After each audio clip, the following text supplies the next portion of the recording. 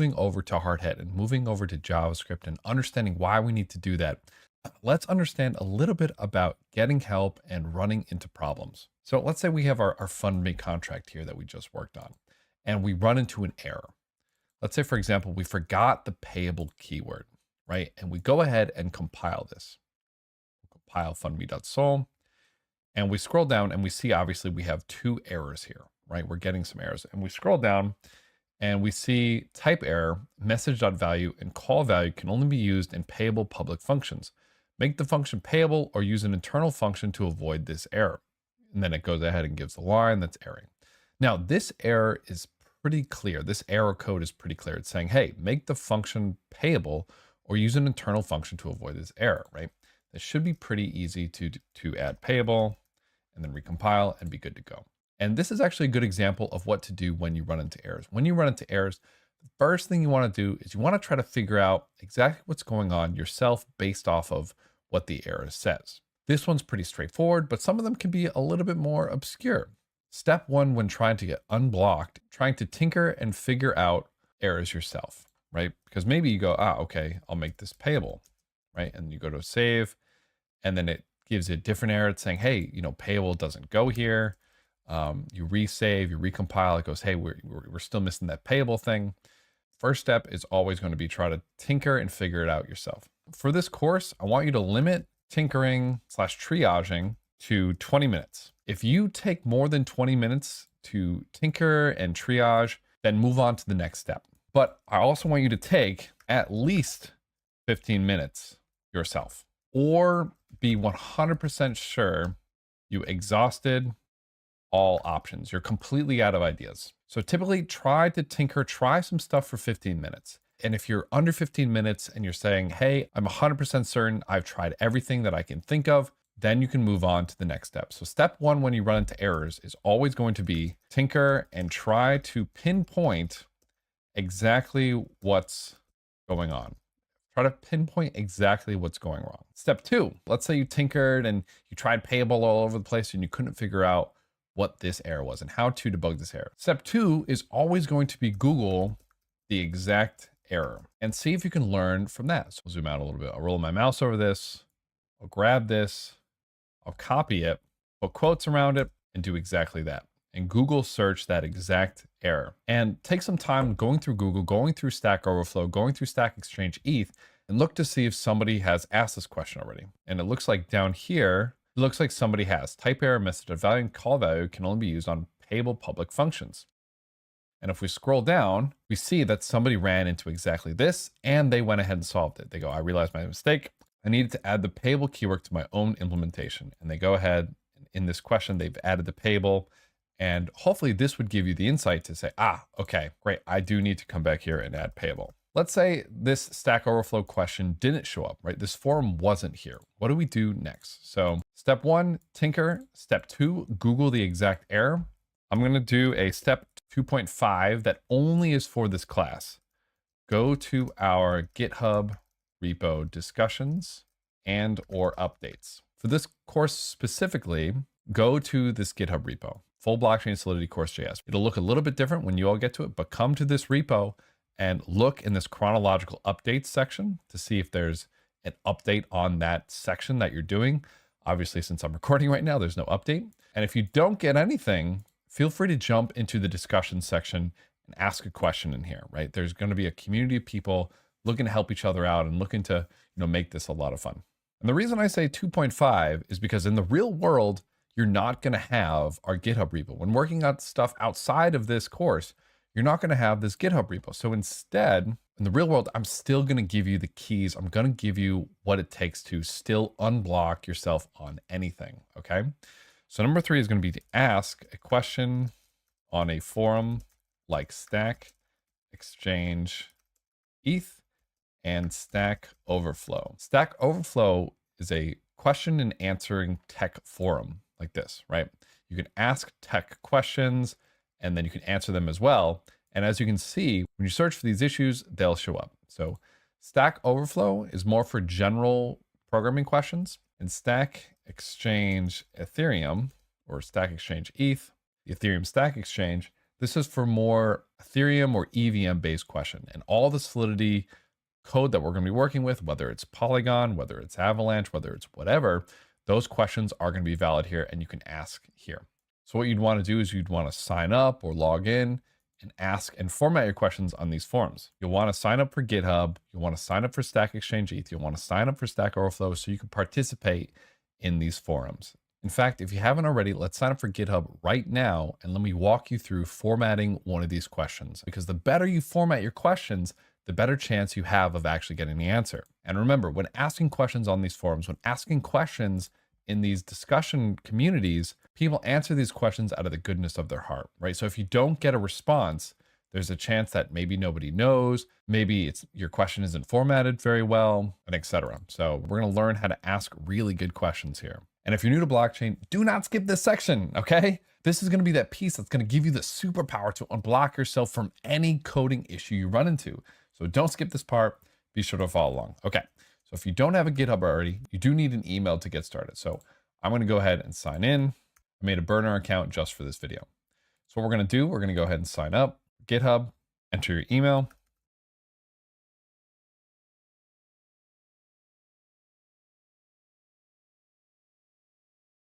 And we hit create account.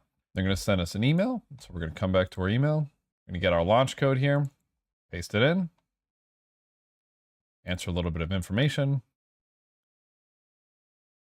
We're going to choose the free version.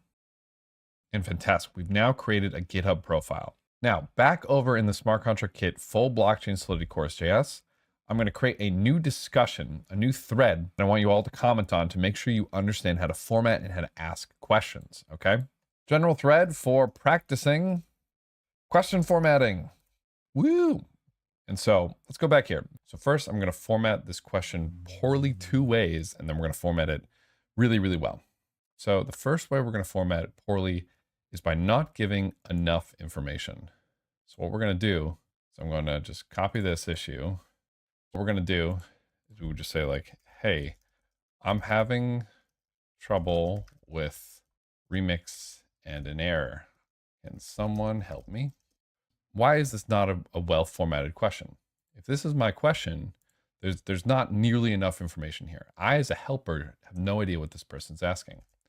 So let's do something else. What I'm going to do is I'm going to copy this entire contract, all of fundme.sol, paste it in here, and go, hi, I'm having issues here. Can someone help? And I'm going to hit start discussion. Here, when I hit start discussion, it formats this all weird. And once again, there's not really enough information here. I don't know what the issue is. But at least with this one, we have some code. We have some way to actually debug. So this is a little bit better, but it's still not that good. Let's go ahead and edit this to make this even better. We can hit 3 dots. We can hit edit. What we can do is we can use something called Markdown syntax. And I highly recommend learning a little bit of Markdown. It's basically some syntax to help make discussions on GitHub and then also questions on Stack Overflow and Stack Exchange a lot easier. So we're going to format this code by adding these 3 backticks at the start and then also at the end of our code. And then additionally, next to the first 3 backticks, we're going to type solidity, which tells the formatter to use Solidity to format this code here. Now, if we update discussion, we notice we get some nice highlighting here so that this becomes much, much easier to read, right? This is way easier to read now than it was before. However, it's still not specific enough. We've given a ton of code here and we haven't given the specific answer. So this is going to be really hard for somebody to answer. So let's make this more specific. So let's edit this question again and let's specify. So we see here, our issue is specifically on this function. So we're going to copy this function and we're going to delete everything else in here. And now we have just this code inside of here. And now we're going to make this really specific. We're going to say, on this function, I'm running into an error. And then what we're going to do is we're going to come back here. We're going to roll over this. We're going to copy this. We could have pull error code if we want, but we're going to format this error like this.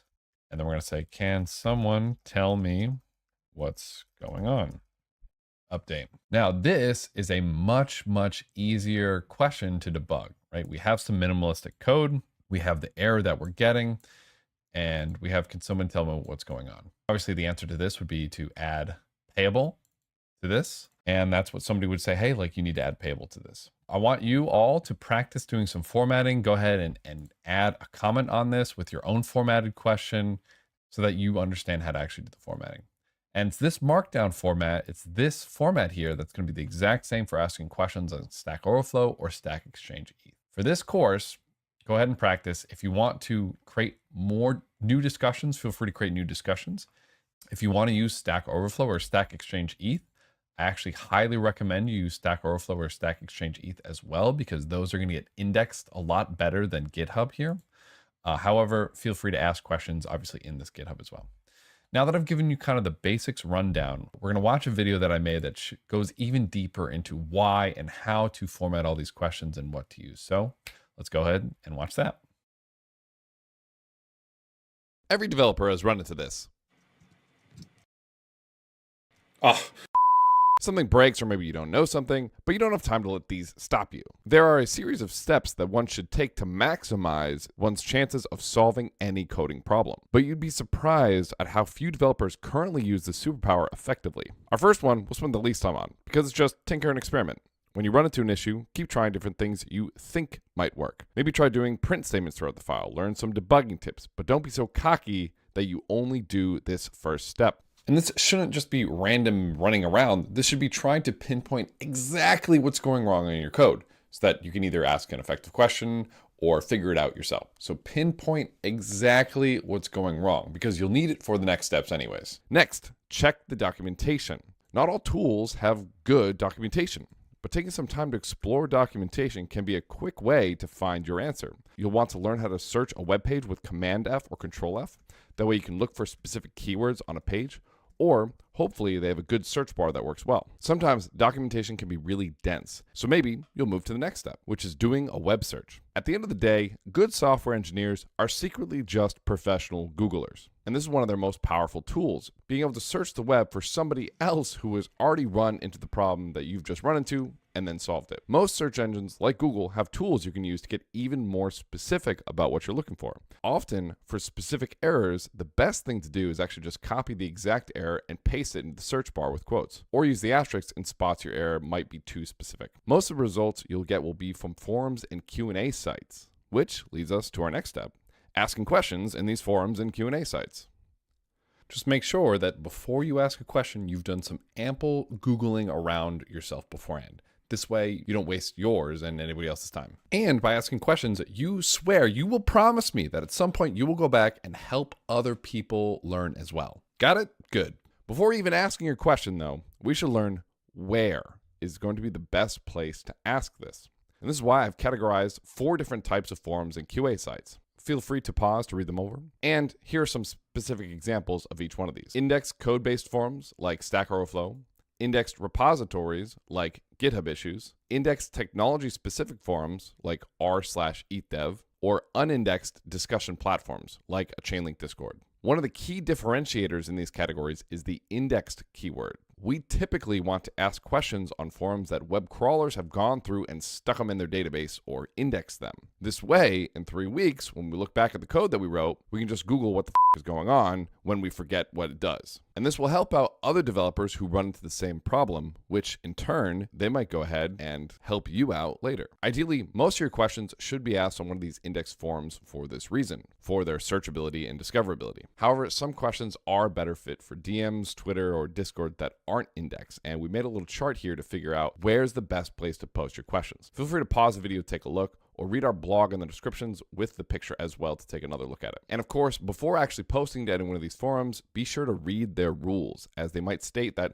some kind of questions are specifically forbidden, but basically the breakdown looks like this.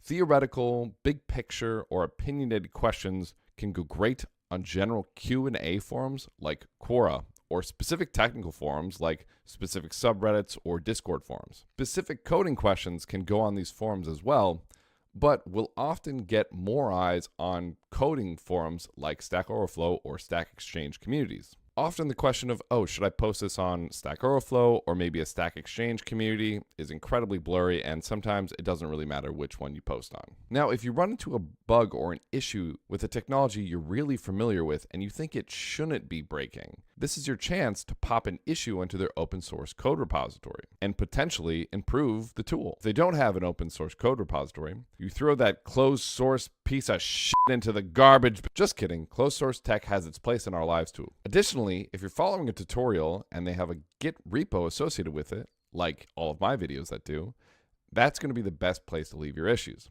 So as much as I hate to say it, putting your issues onto my GitHub repositories is going to be much more effective for us answering your questions than posting it in the YouTube comments.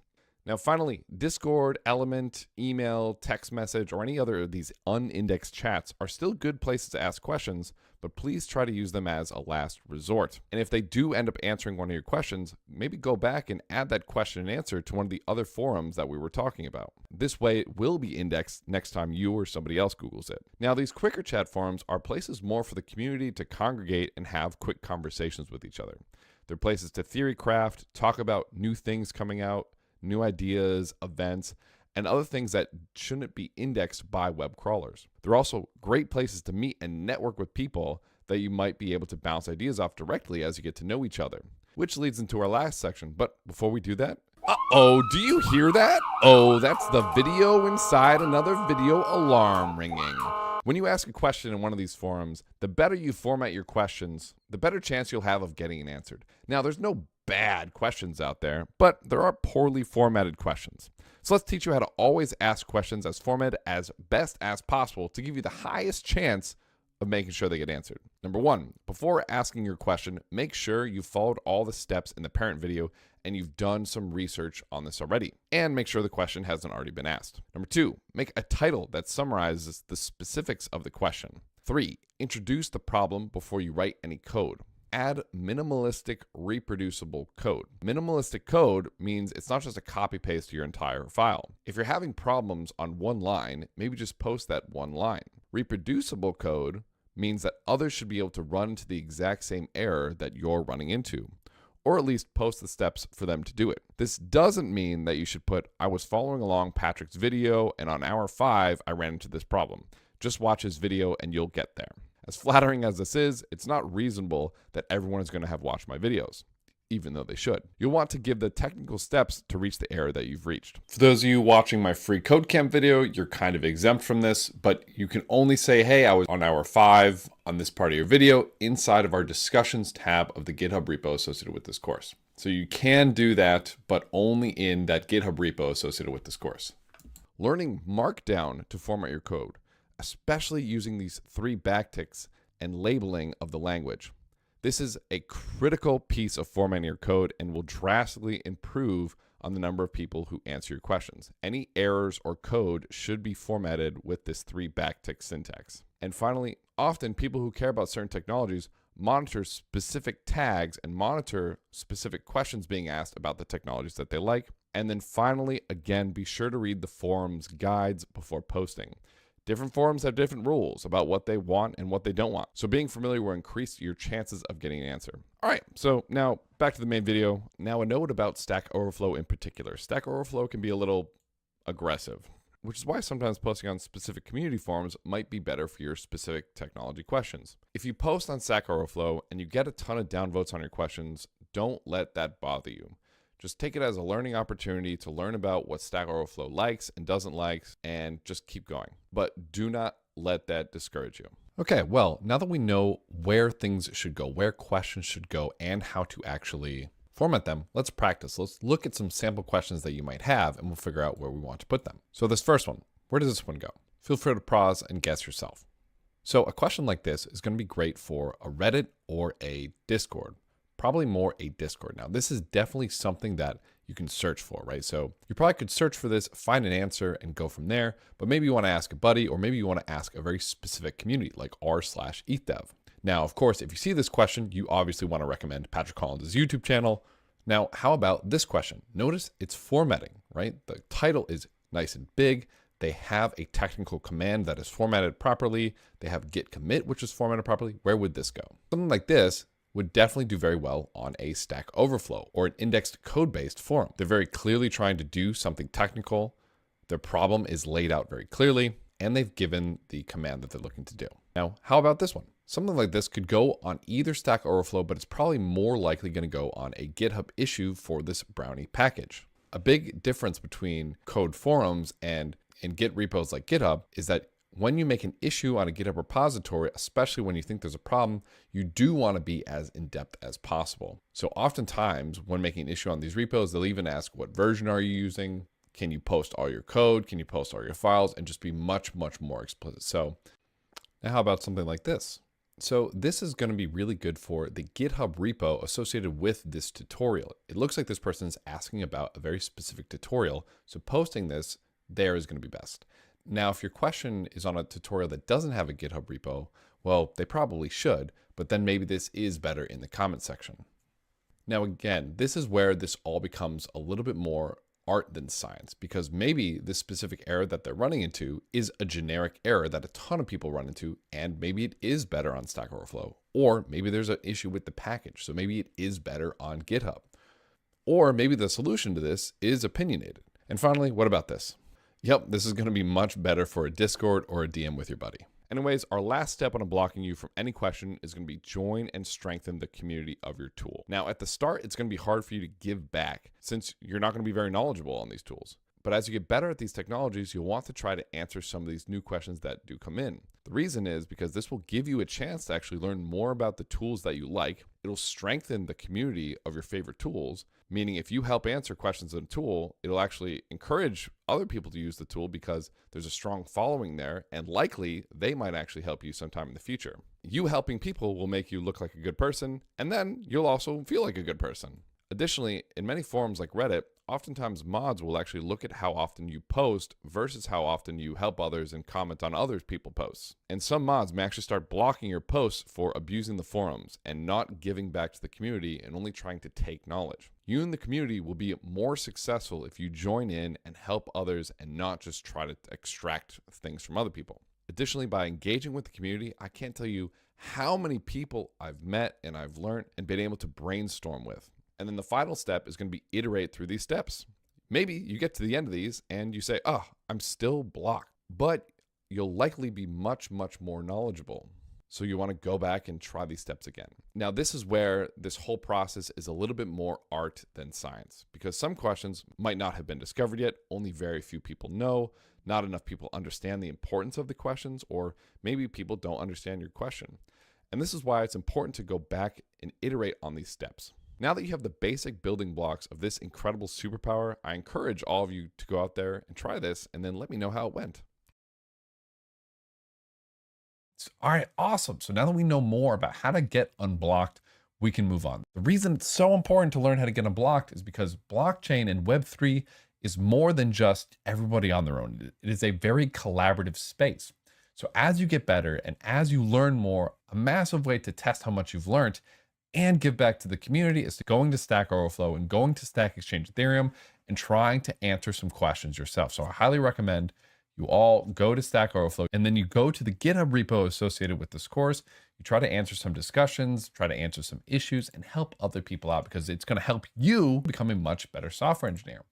The other reason I wanted to do that part is because when we install some of the tools that I'm about to show you, sometimes the installation process is the hardest piece there. Once you get past the install process, it generally becomes much, much easier. But this can often be the hardest part of the course, is just installing some of these tools that we're going to give you. And that's what we're going to learn about right now. So we have been working so far with Remix. Remix IDE, or Integrated Development Environment. As we've seen, it's this wonderful place where we can try out code, we can try Solidity out, we can compile, we can deploy, we can pretty much do everything that we need to do. It's web-based, it can do testing, debugging, deploying, local JavaScript VM. It's very quick and easy to create and test our smart contracts. However, it does have some limitations. It can really only deal with smart contracts. It can't really integrate with other parts of projects. Has limited support for test or custom deployments, and you need an internet connection to even work with Remix. And it can be tricky to do a lot more advanced functionality. So it's a phenomenal tool, and absolutely, if you're looking to do something very quickly, I absolutely recommend everybody just go to Remix to go ahead and try something out. However, now we're going to move over to a more professional smart contract developer setup, and this is with Hardhat.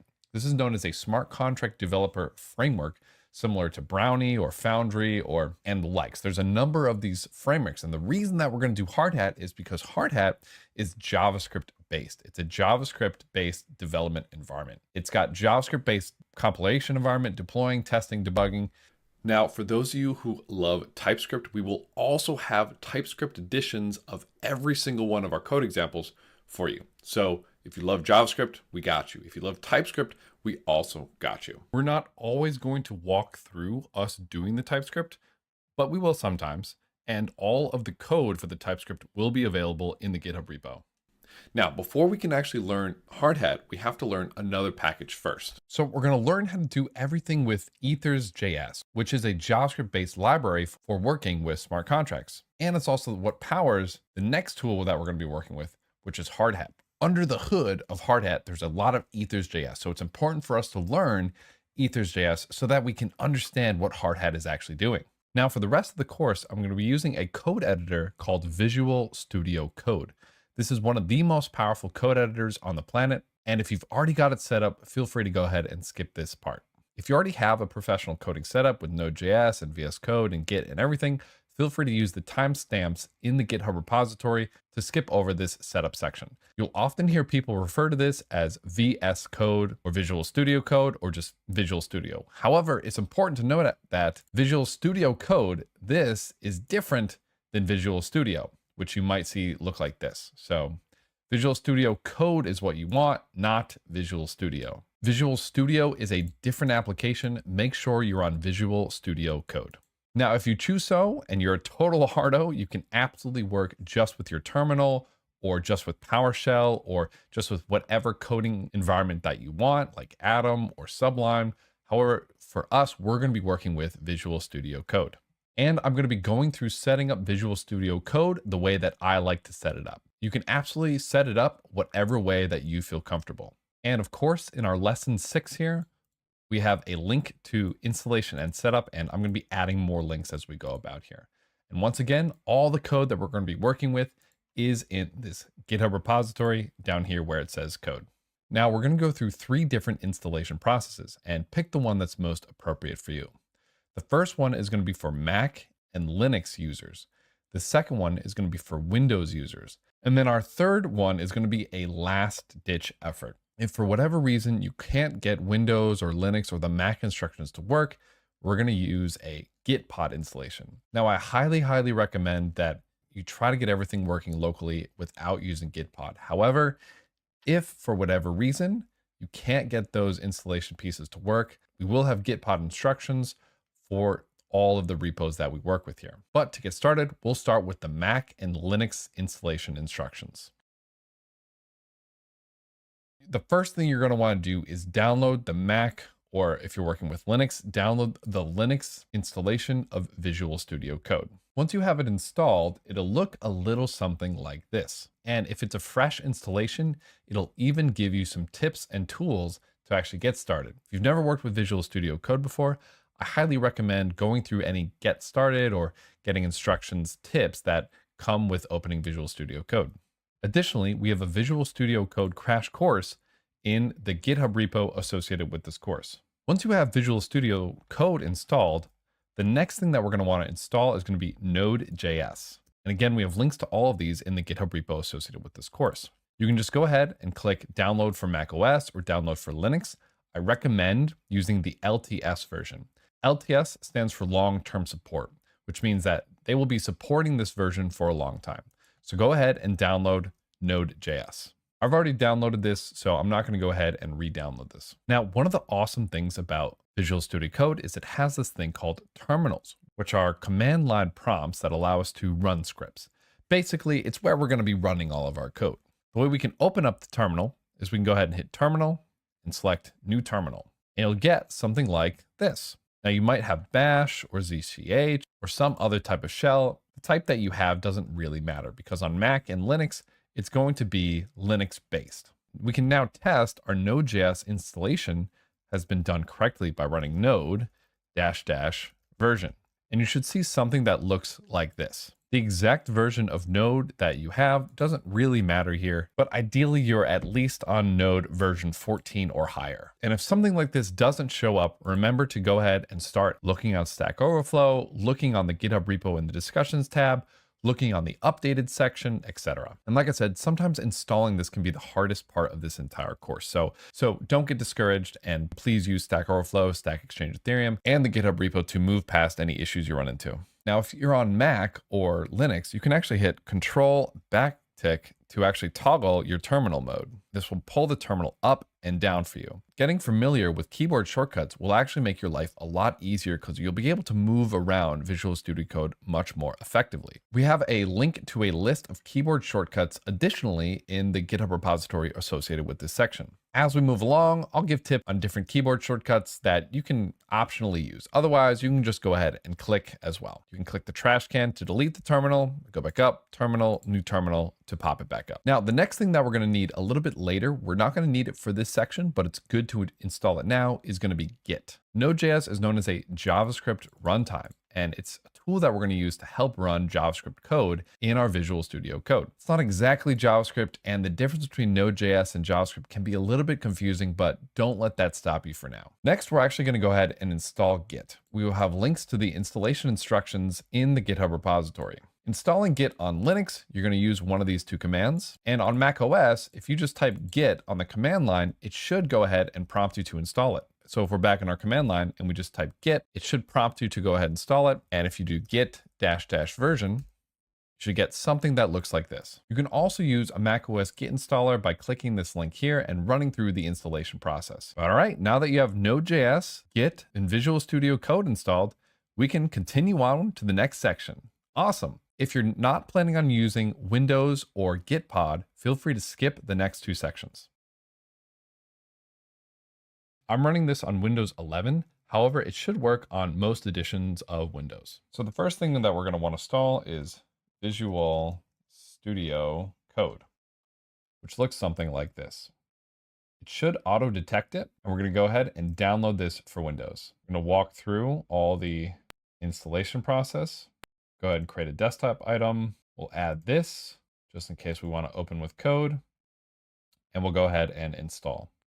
And then we'll go ahead and finish. Once you've installed Visual Studio Code, you'll see something that looks a little like this. It'll go ahead and give you this Get Started with VS Code section where you can choose some themes and you can choose kind of the way it looks. Feel free to customize it the way that you want. If you want to learn a little bit more about Visual Studio Code, I highly recommend you walk through this section to learn more about the shortcuts and making your development experience more efficient. When you're done, you can just go ahead and close the tabs at the top, and it'll look a little something like this. Once we have Visual Studio Code installed, the next thing that we're going to want to install is Node.js. And of course, we have a link to installing this in the GitHub repository associated with this course. What we're going to do is we're going to go ahead and come to nodejs.org to download this for Windows. Node.js is a JavaScript runtime environment. It's not exactly JavaScript, and the distinction can be a little bit confusing, but just know it's going to help us run our JavaScript code for our development environment. Let's go ahead and download the LTS, or the long-term support edition of Node.js. We'll go ahead and we'll run through the setup wizard.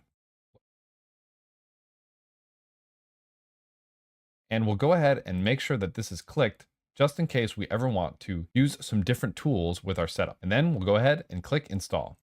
You'll get a pop-up asking if you really want to install this on your device, and we'll go ahead and hit yes. And then we'll hit finish. You might get a pop-up that looks like this. Go ahead and click any button to go ahead and install the tools. Go ahead and press any key again, and you'll likely get a Windows PowerShell screen pop up asking you to go ahead and install a whole bunch of different projects and files. If you chose not to install this, that's totally okay. But in the future, this will be really helpful since we are going to use a lot of tools that this package installs anyways. This might take some time to install, so go ahead and be patient. And if it gets stuck, it might just be waiting for you to go ahead and hit enter. So go ahead and hit enter for any prompts. But yes, please be patient with this. It can be a little bit slow to go ahead and install everything. Once you have all that installed, you can come back to your Visual Studio Code, and we're going to go ahead and open up a terminal. To do that, we hit terminal and we hit new terminal. A terminal is going to be our command line prompt where we're going to basically run all of our scripts to work with our code. And if you run node -- version, you should see something that looks like this to know that you've installed Node.js correctly.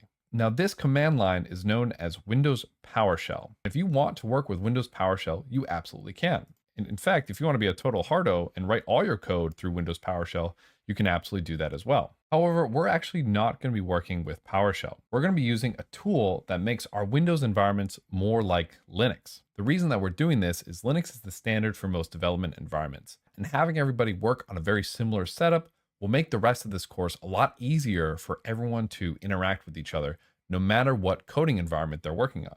WSL stands for Windows Subsystem for Linux, and it allows Linux programs to run natively on our Windows environments. To get this set up, we're going to go ahead and go to the WSL install, and we'll have a link for this as well in our GitHub repository. So what we're going to do, you must be running a Windows 10 version 2004 or higher, or Windows 11. If you're using an older version of Windows, you can absolutely continue with PowerShell, but you might run into some issues where all the commands don't work exactly the same. So I highly recommend working on a newer version of Windows. To install this, back in your Visual Studio Code PowerShell, or just the PowerShell app by running WSL --install.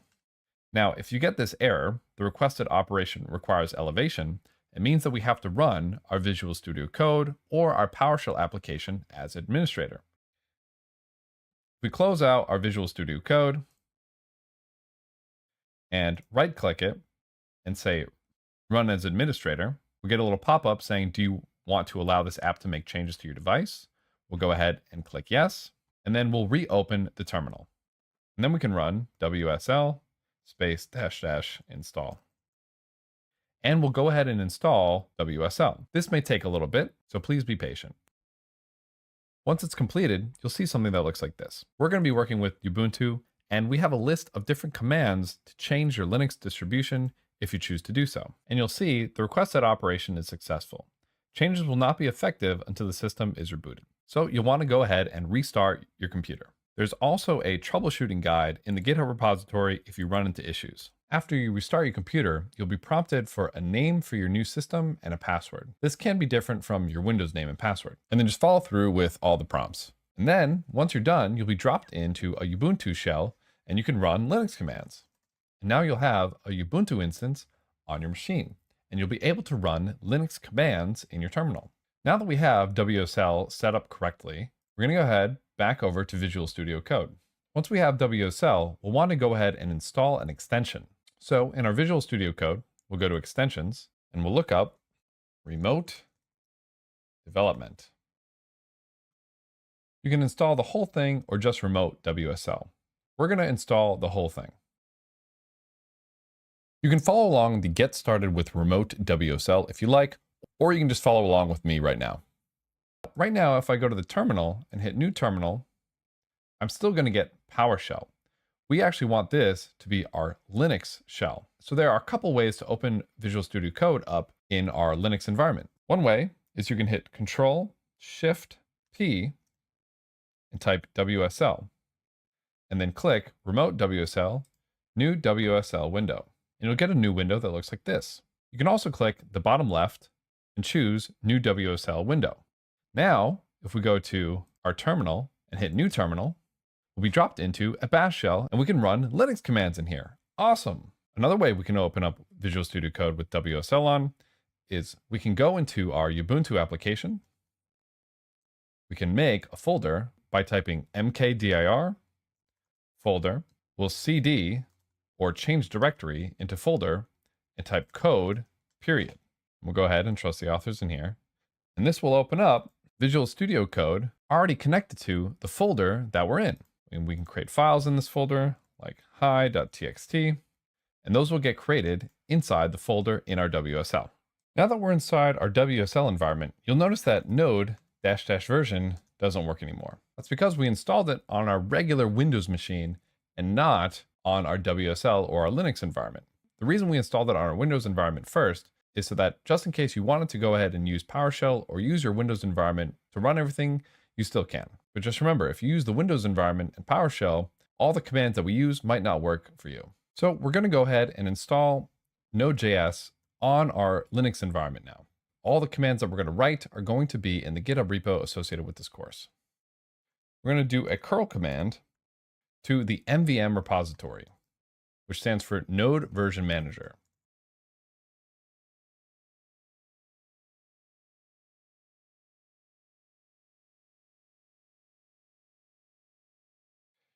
And we're going to pipe the install script into Bash. And this will go ahead and install NVM.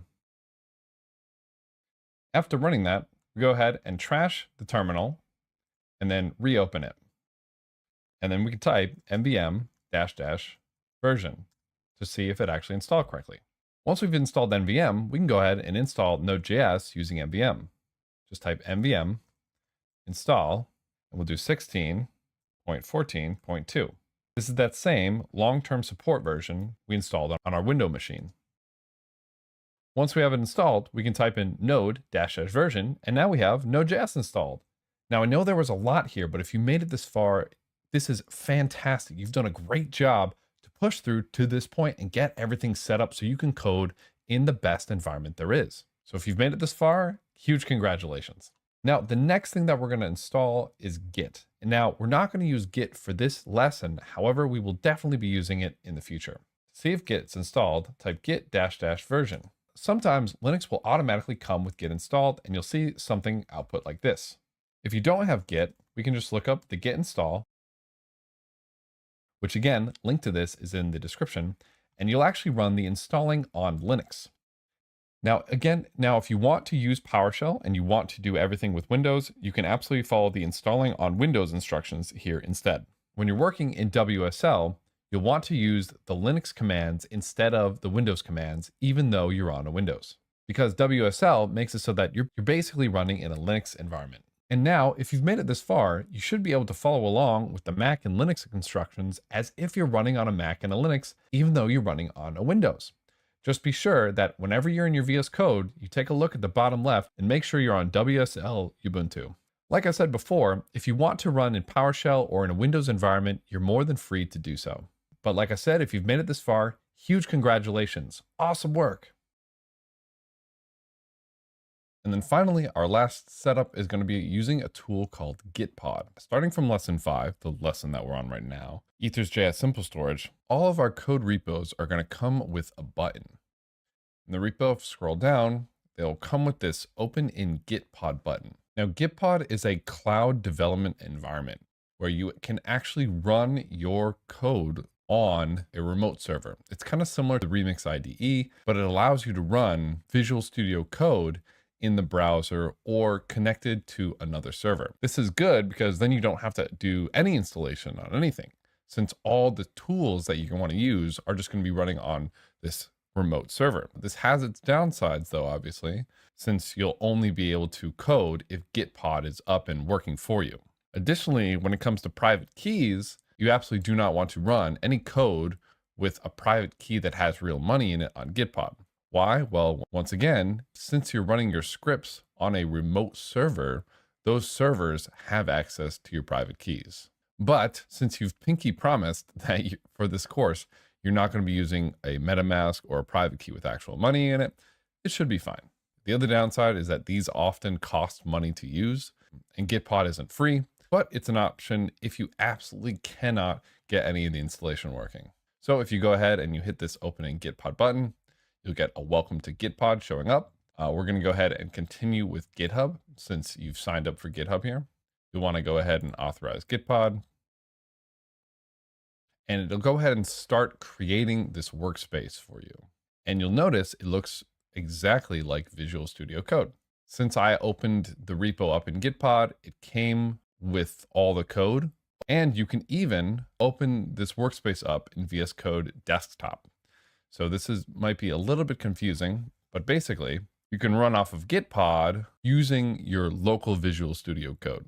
And if you see Gitpod here, that's how you know that you're running off of Gitpod. If you see this pop up, do you want to open this workspace in VS Code Desktop? You can hit open and it'll ask you if you want to open up Visual Studio Code, which I'm going to go ahead and hit yes. And you'll get something that looks like this on your Visual Studio Code. It'll tell you that it wants to install the Gitpod extension and then open that Gitpod URL. So you can go ahead and install it, reload window and open. and it's going to go ahead and start connecting to the Gitpod workspace. And this is going to be the same as running Gitpod in the browser here. Or you can also do it manually by hitting the Gitpod in the bottom left and then type in open in VS Code. And then you should be able to run it in your Visual Studio Code. For now, I'm going to recommend that if you're using Gitpod, just stay in the browser, just so that you know, okay, I am running this on a remote server, and just as a reminder for you that you're not actually locally developing. And hopefully this will be a trigger to not actually put any special private keys or anything like that. But you can make workspaces, you can make new folders, and you should be able to run all the commands on here as if you were running locally with Visual Studio Code. To open up the terminal, you can hit this little bar in the top left, go to terminal, new terminal, or use Control tilde, the exact same as Mac OS and Linux keyboard shortcuts. To create a new folder, we can change directory, cd ... mkdir, new folder. Mkdir makes make directory called new folder. And then we're going to change our directory into new folder and hit enter. And now we're in that new folder. For each section, you can either open up the entire source code right into Gitpod, or you can create a new folder for each section yourself and start from blank. And then you would just type code, period, and you'd be in a brand new folder. All right, this is fantastic. At this point, you should be set up with Visual Studio Code, Node.js, and Git. And I'm going to be working out of a folder called Hardhat Free Code Camp. At this point, you should have node --version git --version. And if you're using Windows, this should say WSL or Ubuntu or something like that. And if you have all that, that means we're ready to go. Now, a quick note, something that you'll see me do a lot, and you can do this as well. Oftentimes, when my terminal gets really, really big, or there's a ton of commands in here, it gets a little bit overwhelming for me. So one thing that you can do is you can type clear and hit enter to clear it. Or what you can do is you can hit Command K if you're on a Mac, or Control K if you're on a Linux or a Windows. And it's one of my favorite keyboard shortcuts that I use all the time. Additionally, the trash can and the X here are very different. If I go do a couple of enters here and we're down here, if I hit the trash can and then pull my terminal back up by doing the toggle or by doing terminal, new terminal, you'll see all those lines are still here. But if I hit the trash can and then pull the terminal back up, you'll see it actually refreshes. Mine has a special command that prints stuff out. Trashing your terminal is basically deleting whatever's running in it, and the X is just hiding it. And it's hitting Control tilde or toggling our terminal or whatever command it is on your environment. That's equivalent to hitting the hide, not the trash. So if we want to remove and start a terminal over, we hit the trash can and then we pull it back up. All right, so now we're going to start working with ethers, and we're going to start learning to code our transactions and our contract deployments and everything programmatically at a relatively low level. And we're going to learn how to deploy and interact with our contracts using the Ethers.js package. Now, to get started, I'm going to recommend you create a folder where you're going to put all of your projects in it. I'm going to create a new directory called HH-FCC, which stands for Hardhat Free Code Camp. And once we run that command, we can cd into HH-FCC, and this is where we'll create all of our projects for this course moving forward, so that we have them all in one place. Now, to get started, whenever you create a new project, you always want to create a new folder. So to create a new folder, we're going to do mkdir, and we're going to call this Ethers Simple Storage, like that. And now, if you type ls, you'll see that there is one folder named Ethers Simple Storage. ls is how you list all the contents of your folder. You might have a lot of other folders in here. I only have the one since I created this new folder for this. Now what you can do, you can type code, ethers simple, and then if you hit tab, it should autocomplete for you. And if you hit enter, Visual Studio Code should open up a new Visual Studio Code for you that is inside of Ethers Simple Storage. If you open up your terminal now, your home directory for this workspace is going to be Ethers Simple Storage, as this is what pops up. If that doesn't work for you, what we can also do is you can hit File, open folder, and then open the folder that you just created or that you want to open. This again will open up VS Code. And if we open up our terminal, we see we're inside of Aether's simple storage. This is so powerful because as we create files, we'll be able to see those files in our Explorer here. This button here stands for the Explorer. If we click it, we can see the different files in here. And I'm going to go ahead and actually delete this file.txt because we're not actually going to use that. Now, it's this part of the course where we're actually going to start jumping into some JavaScript. Since this course isn't a JavaScript course, if you're unfamiliar with JavaScript, it might be a little bit tricky. If you want to come into this with a better understanding of JavaScript and Node.js, there is a Free Code Camp YouTube video teaching Node.js for beginners, and a link to this will be in the GitHub repo associated with this course. There's also a JavaScript Free Code Camp video that I'm also going to put in the description for this course. Keep in mind that JavaScript and Node.js are slightly different, and we are going to go over some of the differences as we code along here. But for the most part, learning one means you've learned the majority of the other. So if you want to pause and go through these videos before continuing here, please feel free to do so. You don't have to. You can absolutely continue on with the course as is. And if you get confused or stuck on some JavaScript piece, feel free to pause, Google it, and come back. But just to reiterate, you can check out the JavaScript programming full course and also the Node.js full course, as those are both going to help you. Like I was saying before, Node.js is a JavaScript runtime. So it's not exactly JavaScript, but we're going to write our code in JavaScript. And if that's confusing, just don't worry about it right now. And as we go through this course, I'll show you where the differences are. But basically, you can think of Node.js and JavaScript kind of being the same thing. The big thing about Node.js is it allows us to write JavaScript code in the back end, as opposed to running JavaScript on the front end. JavaScript is made to be a browser run language, like running inside of, Chrome, Brave, Firefox, etc. Node.js allows it to become a scripting language, a backend language, which is why the syntax between the front end JavaScript and the back end JavaScript or the Node.js JavaScript are going to be a little bit different. Additionally, as we go along in this code, if you're familiar with TypeScript, all of our code is going to come with a TypeScript edition. TypeScript is what's known as a statically typed version of JavaScript. And it'll be this one. It'll be TypeScript, not TypeScript edition. I'll go ahead and fix that and remove this one to make it clear. TypeScript is a type-safe version of JavaScript, which, if that's confusing, don't worry too much about that. But we are going to do all of our programming in JavaScript. And then if the code is different enough, I'll show you how to do it in TypeScript as well.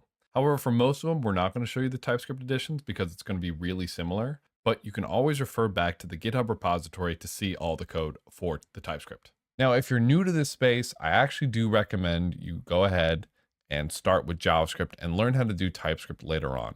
TypeScript actually catches bugs early on, making it a lot easier to code your projects in the long run. However, it does take a lot of extra typing, and it can be a little bit frustrating learning how types work for beginners. JavaScript is a little bit more loose as a language and lets us to kind of do whatever we want, but it can cause for headache later on. So if you do run into some issues and you do run into some bugs, it might be a good idea to try TypeScript on for size and see how that fares. Well, let's go ahead and begin working on our local development environment and getting set up to do everything in Ethers.js and in JavaScript. Whoops, and I actually went and renamed this folder to Ethers Simple Storage -FCC. The reason I added this -FCC is all the GitHub repositories associated with this course, all the GitHub repos have this -FCC to know that it is part of this hard hat JavaScript course. Awesome, let's jump in and let's start working with Solidity and our smart contracts locally in Visual Studio Code. As you can probably tell by the name of this folder, and of course, if you looked at the code, this project is going to be our simple storage project, but developed locally using Ethers. So the first thing that we want to do is we want to get in that smart contract code. So what we can do is make sure we have the Explorer selected. We can go ahead and right click and select new file and do simple storage.sol. Just close this for now. Is we can copy paste our simple storage code from our last section into VS Code. If you closed Remix or you forgot where it is, you can just go to the Ethers Simple Storage FCC repo, hit simple storage.sol, And we can just copy all the code in here.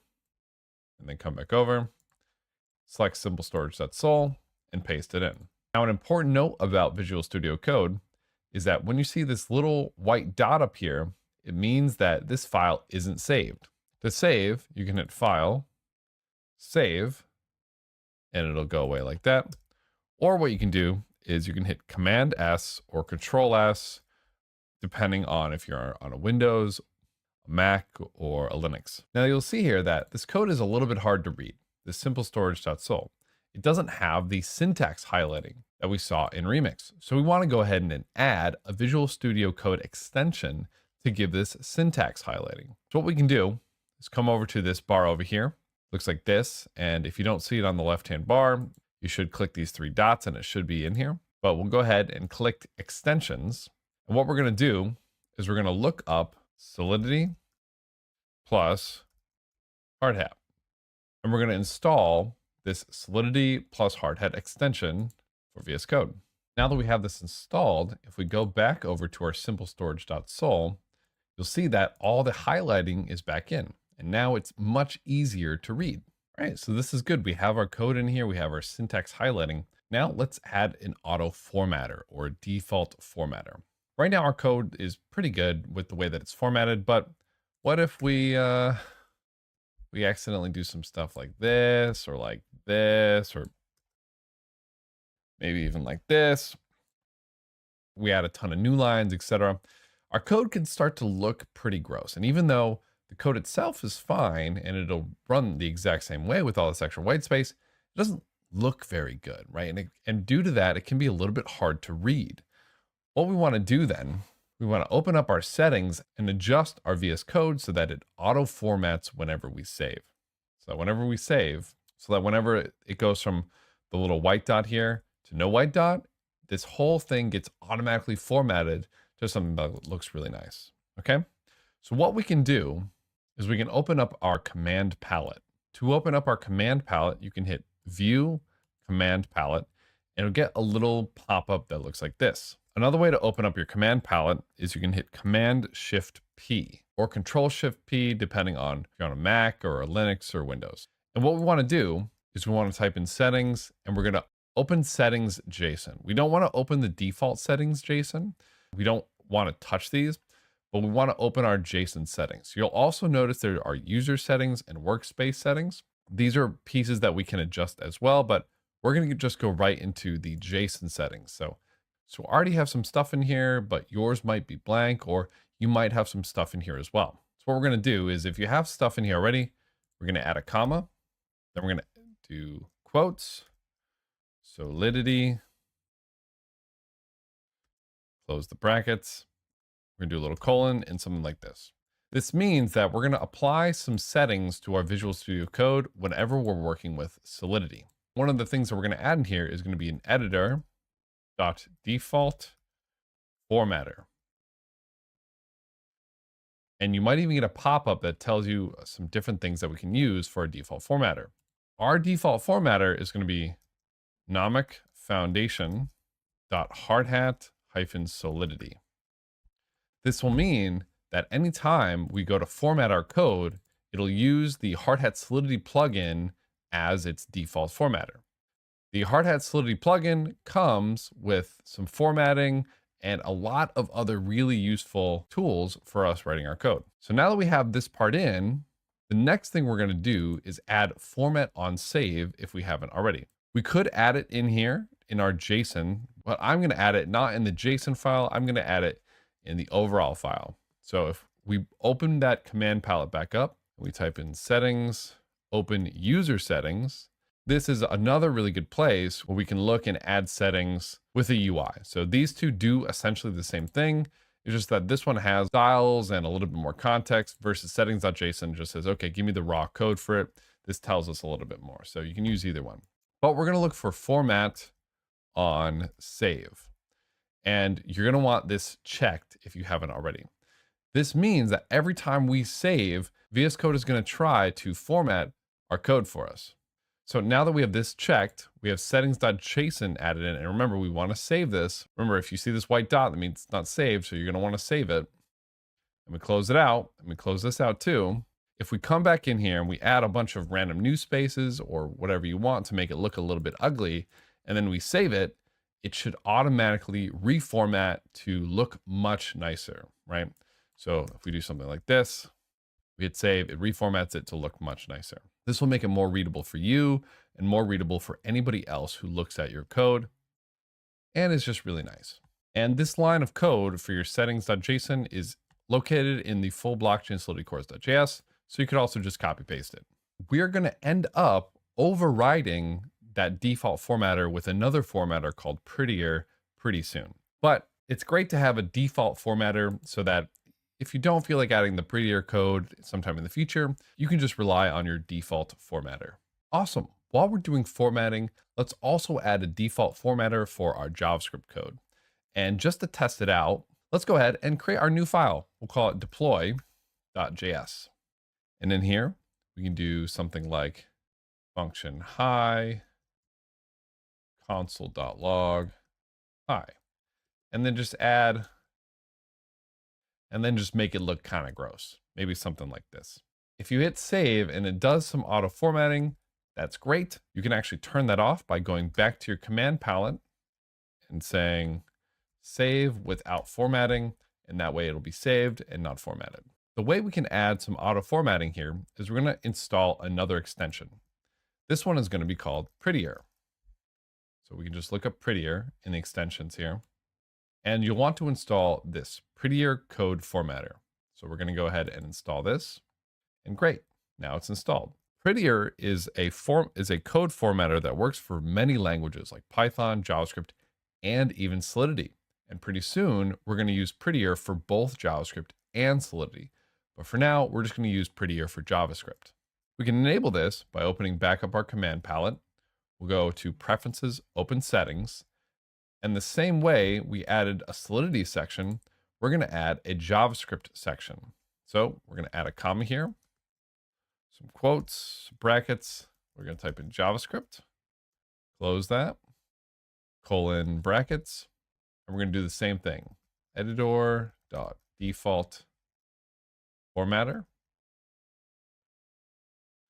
And then we're going to do, and then in here, we're going to do esvenp.prettier-vs code. And this will make Prettier the default editor for JavaScript. Now, like I said, pretty soon, we're going to have Prettier override both of these for Solidity and JavaScript. And we're going to give Prettier some parameters so that no matter who uses your code, they will always have the exact same formatting. But now that we have Prettier in here as the default editor, if we come back to deploy.js and we hit save, it should format to look a little something like this now. And we go ahead and we do something like this. If we go ahead and do something like this, it'll reformat to look like that. And then additionally, if you want to go back to your command palette, open user settings, not in JSON mode, and we go to default formatter, you can actually even select the default formatter for all languages. If you want to use Prettier for all formatters, feel free to go ahead. But all right, great. Got our JavaScript formatter in as well. Let's start writing some JavaScript code. Awesome. So now that we have our code in here, it's time for us to learn how to actually deploy our contract using JavaScript. This is going to teach us a lot about transactions and what's going on under the hood, and even what's going on under the hood in Remix. In Remix, we usually just hit a compile button and then hit a deploy button, and that's really it. In JavaScript, we're actually going to create our own functions that are going to help us do both of those. And as I mentioned, this is the part of the course where we're going to start working with JavaScript and optionally TypeScript if you like. Like I said, all of these sections come with a TypeScript edition as well. So let's set up our deploy.js script to actually deploy our simple storage.sol. So how can we get started here? Well, let's first learn how to run a script using JavaScript and Node.js. So if you want to do a print line or just print something out to your terminal, what you can do is something called a console.log. And if I do console.log hi, I hit save, and I open up my terminal, I can now run node deploy.js, and it'll print out hi. Node is how we say, hey, we want to run this JavaScript code using Node.js. Other languages you might be familiar with, sometimes we'll do Python, deploy.py, or Java C, deploy.java, etc. But with JavaScript, since the front end and back end JavaScript are different, we run code on the back end with Node. And with JavaScript, you can do a lot of things that you'd see in something like Solidity with a little bit looser of a structure. If I wanted to create some variable, I could say let variable equals 5. This is kind of similar into Solidity, like uint256 variable equals 5. But in JavaScript, we use let or var or const. And then I can print this out. I can do console.log variable. And I hit save. JavaScript is optional on whether or not you actually want to have semicolons here. I think Prettier defaults to putting semicolons, and we'll get rid of those in the near future. In your terminal, once you start typing the name of a file, if you hit tab, it could auto-complete the rest of the file name for you. Node, deploy, hit tab, it'll autocomplete. And if we hit enter now, we get hi, and then we get 5, since it prints out hi, and then it prints out 5. JavaScript automatically starts with whatever code you have at the top of the file. So it does console.log first, then variable, and then this one as well. However, a good practice is to actually wrap everything you want to do in a main function and then run that main function. So what we could do is up at the top here, we could say function main, add some parentheses and some brackets, a closing bracket at the bottom, and hit save for it to auto format. Right now, if we run this, nothing will happen because we've wrapped all of our code in a main function. So if I run it now, node deploy.js, nothing happens because I need something to call the main function. So if I then take this main function down here and I call main, our JavaScript code is actually going to say, the first line of this script is actually this main function here. So now if I do node deploy.js, it'll run hi and 5, which is what we want. Now, this is going to be the setup for most of our scripts moving forward, including the scripts that we write when we get to Hardhat. However, there is going to be one major difference. Instead of regular functions, we're actually going to use something called async functions, and we're going to do something called asynchronous programming to do this. Now, if what I say next is really confusing for you, don't let it slow you down. Feel free to go ahead and watch that JavaScript course to learn more about this, but I'll also let you know, hey, this is an async function. Here's what we need to be aware of when working with it, okay?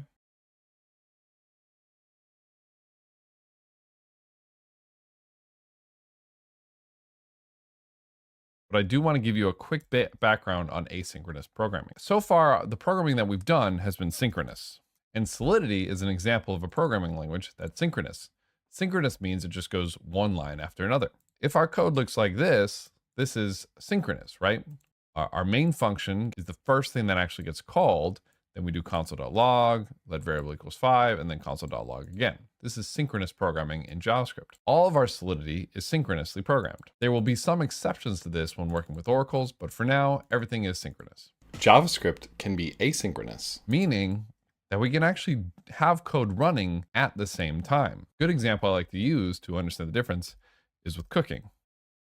In synchronous programming, for cooking, you might put popcorn in microwave, wait for popcorn to finish, and then maybe you'll pour drinks for everyone. And now this is synchronous programming. Now it might be a little bit weird for you just to put the popcorn in the microwave and then just stare at it, waiting for it to finish, and then pour the drinks. You typically can pour the drinks while your popcorn is in the microwave. And this is where asynchronous programming comes in. If setting up for this movie night were asynchronous, what you would do is you'd put popcorn in the microwave, and while the popcorn is in the microwave, pour drinks for everyone, and then you'd wait for popcorn to finish, since there's nothing left for you to do. But it doesn't make sense for you to wait for the popcorn to finish to pour your drinks. You can just go ahead and pour the drinks right away and then wait for the popcorn to finish. So asynchronous programming is a way for us to do stuff without waiting around for things to finish. And this is really advantageous. And JavaScript by default allows us to do this asynchronous programming. However, sometimes we do want to wait for our popcorn to finish. For example, if instead of just pouring drinks, maybe the next thing instead of pouring drinks was place salt on popcorn. Of course, if we want to place salt on our popcorn, we do have to wait for the popcorn to get out of the microwave. So even though placing popcorn in the microwave has this wait time, we need to be able to tell our code, I want you to actually wait for it, or no, you're good. You can go on and do another task. So that's kind of the difference here. And I'll leave some links in the GitHub repo associated with this course to understand this a little bit better. Functions that come with this waiting period return something called a promise. If put popcorn in the microwave was a function in JavaScript, it would be a promise-based function. A promise can be either pending, fulfilled, or rejected. And this is how we know if our popcorn is done. If our popcorn was a method, if putting popcorn in the microwave were a function in JavaScript, when we're waiting for the popcorn to finish, it's in a pending state. When the popcorn is finished, it would be fulfilled. And if we aborted halfway through and we stopped waiting, it would be rejected. So putting the popcorn in the microwave returns a promise. With this promise, we have to tell our code, hey, we want you to wait for the popcorn to finish, or you can go ahead and you can just keep doing stuff. So let's put this all together with some JavaScript syntax here. Let's say, again, we're going to be setting up this movie night and we need to cook popcorn, pour drinks for everybody, and then we need to start a movie. So let's write some pseudocode to pretend what this code would look like if this was actually a function. So we'd create some function called setup movie night. And in here, we would say, okay, what's the first thing we need to do? Okay, we need to cook popcorn. So let's say we have some cook popcorn function. So we'll say, okay, cook popcorn. Then the next thing we're gonna have to do is we're gonna have to pour drinks. Pour drinks. So we'll call some pour drinks function. Now, here's the thing. We only want to start the movie once our popcorn has been cooked and once our drinks have been poured. So if either one of these returned a promise, like cook popcorn, for example, we would need to tell our code here to actually wait for the popcorn to finish. Because cook popcorn is going to be a function where we could say let status equals cook popcorn. And while the popcorn is being cooked, the status is going to be pending. Once the popcorn gets cooked, it'll be fulfilled. If the popcorn breaks, the microwave explodes, the status would be rejected. But we don't want the status to be in a pending situation before we move on. We only want to start our movie once these two functions have completed. And let's say both of these return these promises things. So we need to tell our code, hey, you have to wait for cook popcorn and for pour drinks to finish. So what we can do now, without getting too deep into the weeds on how all of this works, one of the easiest things that we can do, and you'll see us use this syntax quite often, is we'll turn this function into an async function.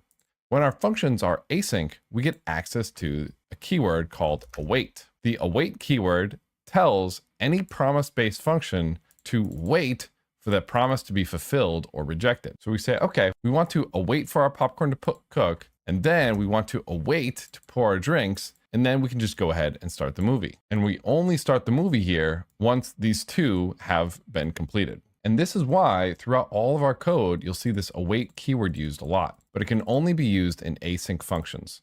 So basically, whenever you see this await keyword, just know, okay, the function that's being called is promise-based, and we don't want to move on to the next step until that function has completed. So that's a little bit more about promises and asynchronous programming. Hopefully that's clear. If not, like I said, there's some links in the description to learn more about asynchronous programming. The reason I wanted to go through this is because most of the functions that we're going to be working with are going to be asynchronous.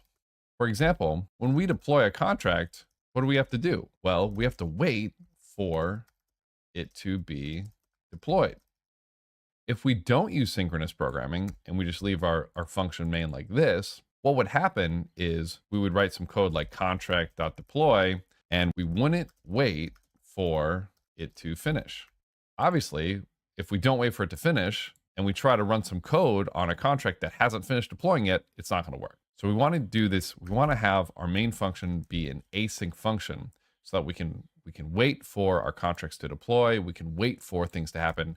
We can wait for our popcorn to finish. We can have the flexibility to tell our code to either wait for our popcorn to finish or continue on. So now that we have our main function as an async function, we're going to add some code to our main function down here. And the code that's added here is some syntax for working with asynchronous functions. And if this part is confusing, I'm just going to say for now, absolutely don't worry about this. If you want to try to understand it later, that's fine. But for those who are following along, we're just going to add a then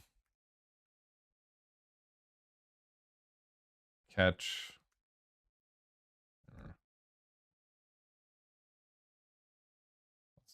error. You can follow along typing this yourself, or you can just copy paste it into your code.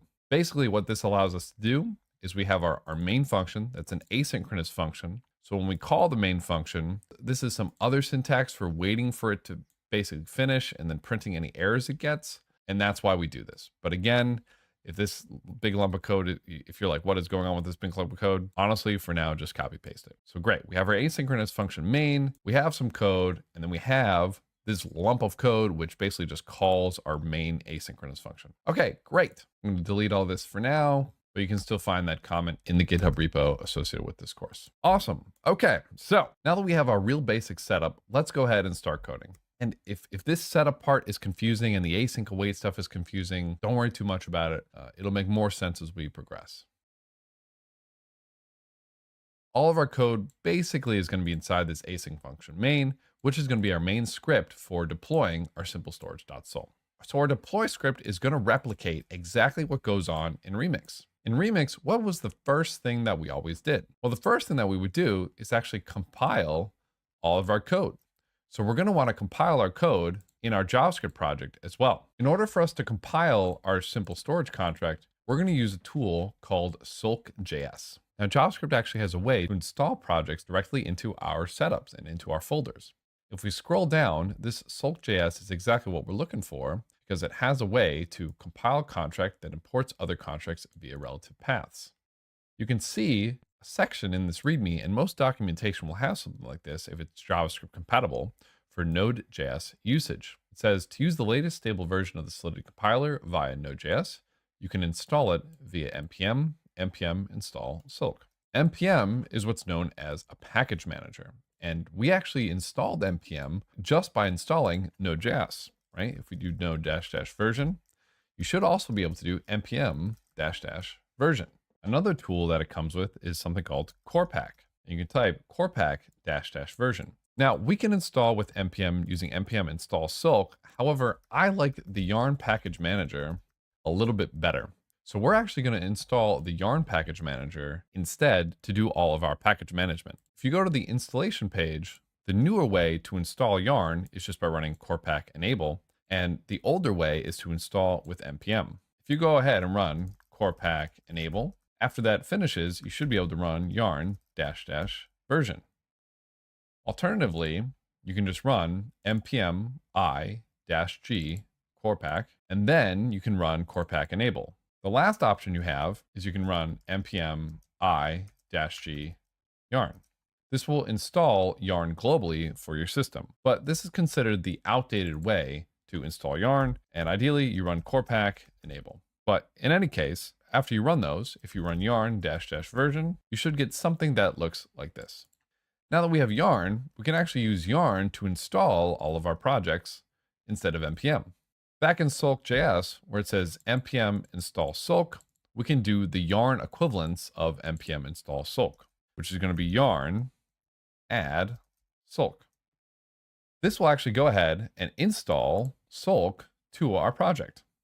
If we open up our folders, you'll actually see that this added a couple of different folders. It first added a package.json. Package.json is a file that tells us a lot about our project and the dependencies that it works with. For example, we've installed the Sulk package of 0.8.13. Our yarn.lock tells us the exact version of all the different packages of our project. For example, the reason this is so important too is Sulk has a ton of dependencies as well. So yarn.lock tells us exactly what version of Sulk and all the different dependencies of Sulk and any other project that we add. This is an auto-generated file. Don't edit the file directly. The final bit is we get this node modules folder. This node modules folder is going to be where all the installed code that we just downloaded is. For example, if we look in node modules, we can see there's a Sulk folder, and inside this Sulk folder is all the code associated with this Sulk package that we just installed. And since we're working with 0.8.7 of Solidity, we actually want to install that specific version. So we're going to do yarn add Sulk at 0.8.7 - fixed. And you'll see in our package.json, you can now see 0.8.7 fixed in our dependencies section for Sulk. Normally, you can just add your Sulk version like yarn add 0.8.7, but there was an issue with 0.8.7, so we had to do 0.8.7 fixed. You can find the different releases and the different versions if you go to Sulk.js releases and then to tags. All right, great. Now that we have Sulk, we have the ability to actually compile our contracts.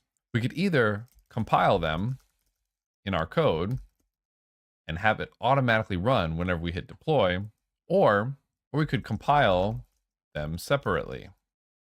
If you want to go back after this section, there's an example in the Sulk.js repository that shows you how to actually compile Sulk right in your code. We are actually going to compile them separately using a Sulk.js command. The yarn command is both used to install dependencies and it can be used to run scripts.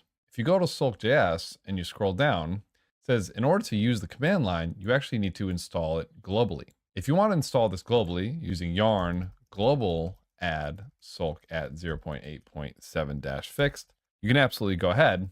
However, since we're inside of this folder here, which has the yarn.lock, the package.json, and the node modules, Yarn will be smart enough to know, you're looking for the Sulk in this folder. So we can actually go ahead and compile our contract using Yarn and Sulk.js. If you want to see all the different commands Sulk.js allows, we can just run yarn Sulk.js --help. And you'll see it'll spit out a list of all the different options that Sulk.js has. You can also run yarn Sulk.js --version to just make sure that we're on the correct version, which is indeed 0.8.7. Now, to actually compile our simple storage.sol, let's run the compilation command. We'll run yarn Sulk.js --bin, since we want the binary, --abi, since we also want the ABI, --include path node modules, since we want to include any contracts or files in our node modules. We aren't using any for this project, but in the future, you will need to include this --include path node modules. We'll do --base path of period. This period means that the base path is going to be this folder -o period, which means we're going to output the compiled binary and ABI to this folder. And then finally, simple storage.sol, since this is the contract that we want to compile. I auto-completed it from simple storage to simple storage.sol by typing simple and then hitting tab. But let's go ahead and hit enter. You'll see it's running this command to compile this contract. And you'll see two files get output, one called simple storage sol _ simple storage.abi and simple storage sol _ simple storage.bin. The ABI is obviously the ABI of this contract, which we'll need in the future. And then the bin is going to be the binary, or the really low level of this code. Back in Remix, if you compile simple storage.sol, you can actually look at compilation details like the ABI, which we just got, or the bytecode, which if you look at this object, 60806, that's the same as the binary here, 60806. All right, great. So now we've compiled our contracts here.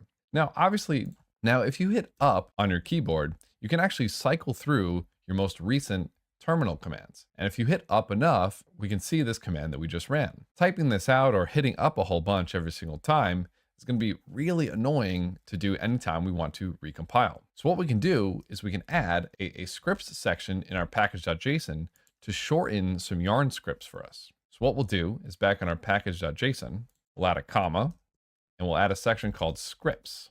Add the colon and the brackets. And in here, we'll say anytime we say compile, we will run this long command. So we'll add compile, we'll put some quotes, and we'll paste that in there. So now, instead of typing that whole thing out, as long as we're in the same folder that our package.json is in, we can run yarn compile, and this will run that whole script for us without us having to type the whole thing out. Scripts are a really useful way to make it easier for us to run long commands. All right, great. Now we have our code compiled. This is going to be equivalent to us hitting this compile button for us to actually go ahead and deploy. So now we have our simple storage.sol compiled. let's learn how we can actually deploy this thing. Remember, in Remix, we actually deployed it to one of two different places. We deployed it to either a JavaScript VM or with our injected Web3, with our MetaMask. Let's learn first how to do the JavaScript VM, and then we'll learn how to use the injected Web3, or a MetaMask, or some connection to an actual testnet. So in order to deploy this to a JavaScript virtual environment, or kind of a fake blockchain, we're going to need to get a fake blockchain.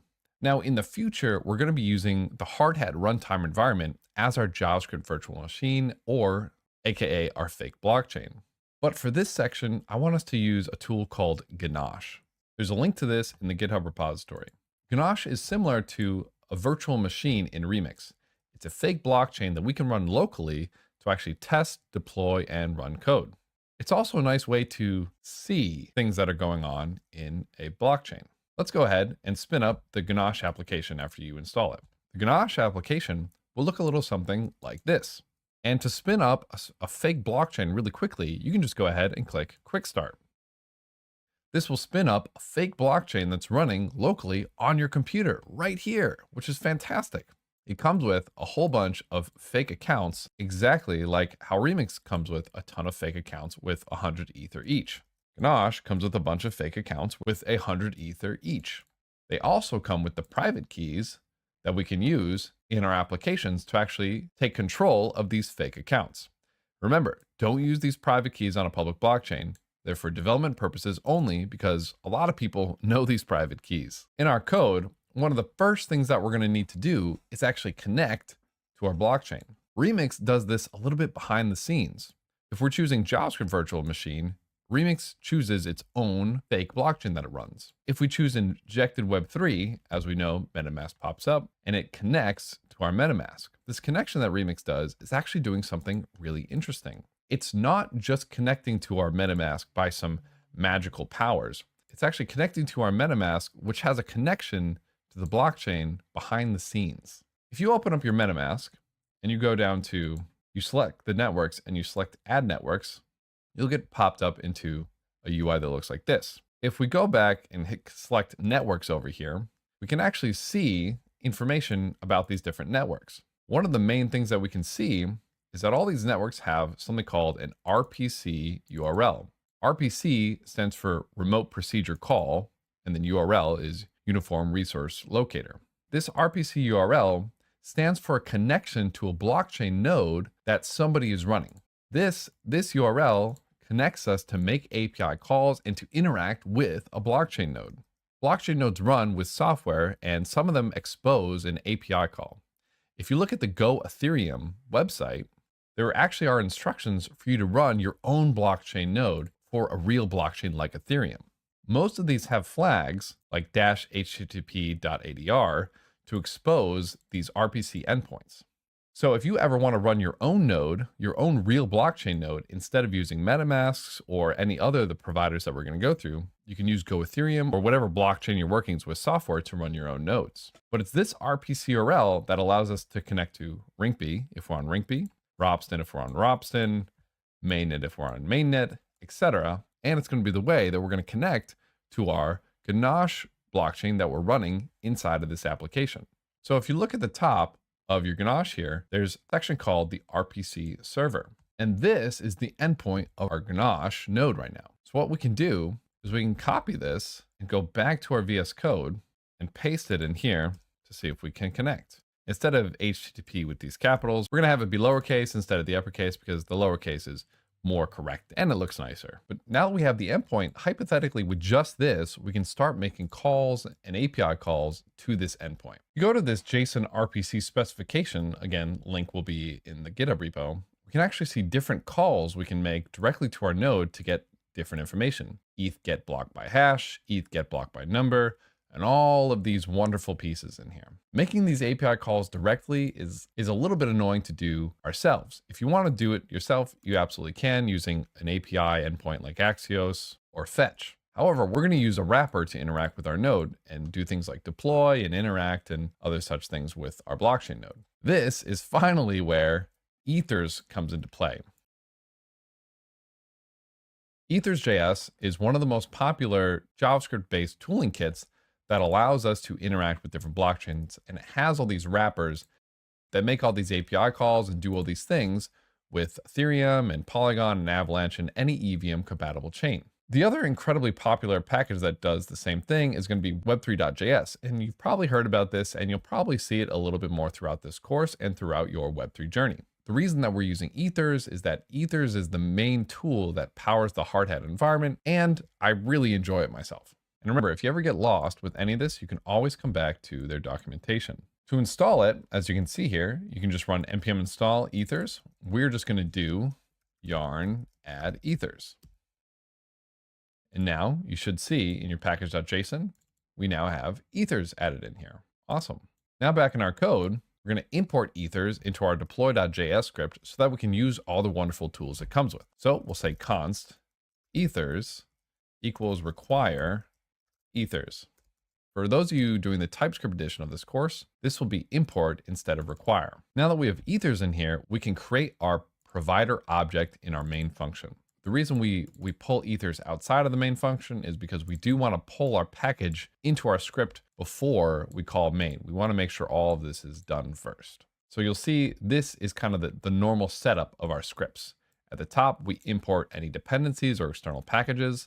We'll have our main function, and then we'll call our main function at the bottom. Const is a keyword similar to let. The const keyword makes it so that ethers can't be changed. So we can't change our ethers variable anytime we use const. Require is a function for us to import the ethers package. Now Remix does all this behind the scenes, but the way we're going to do it in our code here is we're going to say const provider equals new ethers.providers.json RPC provider. And then we're going to pass this string as our provider. So we're saying, hey, we're going to connect to this URL right here. Awesome. So this is the way that our script is going to connect to our blockchain, our local blockchain. Now let's get an actual wallet here with a private key and a balance and everything. We can see all of our wallets and private keys in our Ganache here. So the way to get this set up is we can say const wallet equals new ethers.wallet. And this wallet function takes in a couple of input parameters like a private key and a provider. So you got a private key, we'll go to Ganache here and just choose one of these private keys. And we're going to paste this right into our code. And then we're going to do comma provider and save that. Now, pasting your private key directly into your code is a huge no-no, and we're going to learn how to avoid this in the future. It's okay right now since we're just using one of the Ganache private keys and you have no risk of having any money associated with this account. These two lines alone give us everything that we need to interact with smart contract. They give us our connection to the blockchain, and they give us a wallet with a private key so we can sign different transactions. If you remember back to our blockchain basics section, this is the private key that we're using to sign all of our transactions, to encrypt our transactions. Now that we have a provider and a wallet, let's go ahead and grab our contract objects from these two files here. In order to deploy our contract, we're going to need the ABI and we're going to need the binary compiled code of the contract. So we're going to need to read from these two files. To read from these two files, we're going to need to use a package called fs. So back at the top, we're going to do const fs equals require fs extra. I autosave all the time. You'll see like I'll do something and then my white dot will go away a lot. It's because my fingers have a habit of pretty much any time I stop typing, I save. So please remember to save early and often. This fs extra should come directly with your node project, but if not, you can always add it with yarn add fs extra. You should see it in our package.json. Now we can get the ABI and the binary. We can say const ABI equals fs.read file sync, which means we're going to synchronously read from this file. We could do it asynchronously, but we want to wait for this file to get done. So we're going to say read file sync. And depending on your VS Code, if you scroll over, you might even get some information about this function pop up like this, which can be really helpful. We can see that we need the path for the file we want to read, and then any options as well. Path of file that we want to read to get the ABI located at ./simple storage _sol _simple storage.abi. And then we're going to do a comma of UTF-8. This UTF-8 is the encoding that we do for this file here. Don't worry too much about what that means for now. So we need the ABI, and we also need the binary, which is in this second file, simplestorage _ sol _ simplestorage.bin. So we're going to say const binary equals fs.read file sync. We're going to give it the path here, which is going to be / simple storage sol simple storage.bin, and then the encoding option, which again is going to be, and it should look like this. Now that we have the binary, we have the ABI, we can create something called a contract factory, which is not to be confused with the factory pattern. In Ethers, a contract factory is just an object that you can use to deploy contracts. So we're going to say const contract factory equals new ethers.contract factory, and we're going to pass it the ABI, binary, and the wallet. We pass the ABI so that our code knows how to interact with the contract. The binary, obviously, because this is the main compiled code, and our wallet so that we have a private key we can use to sign deploying this contract. Then I usually like to write a little console.log saying something like deploying, please wait. And we can actually deploy this contract with Ethers by doing const contract equals await contract factory dot deploy. Now, this is the first time we've seen this await keyword, and you can only use the await keyword inside of an async function. The reason we want this await keyword, we're telling our code to stop here, wait for contract to deploy. And this await keyword means that this will resolve the promise contract. And this contract factory.deploy with the await here returns a contract object. So now I can do something like console.log contract. Let's see what happens when we run this code. Node deploy.js. We scroll up. We see deploying, please wait. And then we see this massive object that gets printed out. This is the contract object that we just deployed. And in fact, if we go over to our Ganache, we can see that the address that we use for our wallet has a little bit less balance and has a transaction count of 1. If we were working with Truffle, we'd be able to see the contracts here. We're working with Hardhat, so you won't be able to see the contracts in here. But if you go to transactions, we can indeed see the transaction that we just created. This is similar to Etherscan, but for our local blockchain. We can see the sender address, the creation address, the value, gas price, all this stuff associated with this contract. You can also see the different blocks. Since we've only made one transaction, only one block has been mined. And this is awesome. We have all this other stuff associated with it. Great job. You just deployed a contract to your own local blockchain with Ethers.js. This is fantastic. Awesome work. Now, let me show you what happens if we don't use the await keyword here. We're not telling our code to stop. We're saying, hey, deploy this contract and then just keep going. So we never actually check to see if this deploy function finished. So let's see what happens when we run this instead. Instead of that big contract object, we get this promise in its pending state because our code actually finished before our contract could finish deploying. So we see promise pending here instead. This is why the await keyword is so important. We're saying, hey, wait for this to finish. The await keyword also resolves a promise. So it'll wait for the promise to exit its pending state, and then it'll return whatever the pending promise returns. So contract factory.deploy returns a promise that returns a contract. In fact, if we go to the Ethers documentation, we look up deploy in here, we can see contract factory, methods, contract factory.deploy. If we look at the definition of the function, it says contract factory.deploy, takes a whole bunch of arguments and some overrides. This arrow is saying this is what it returns.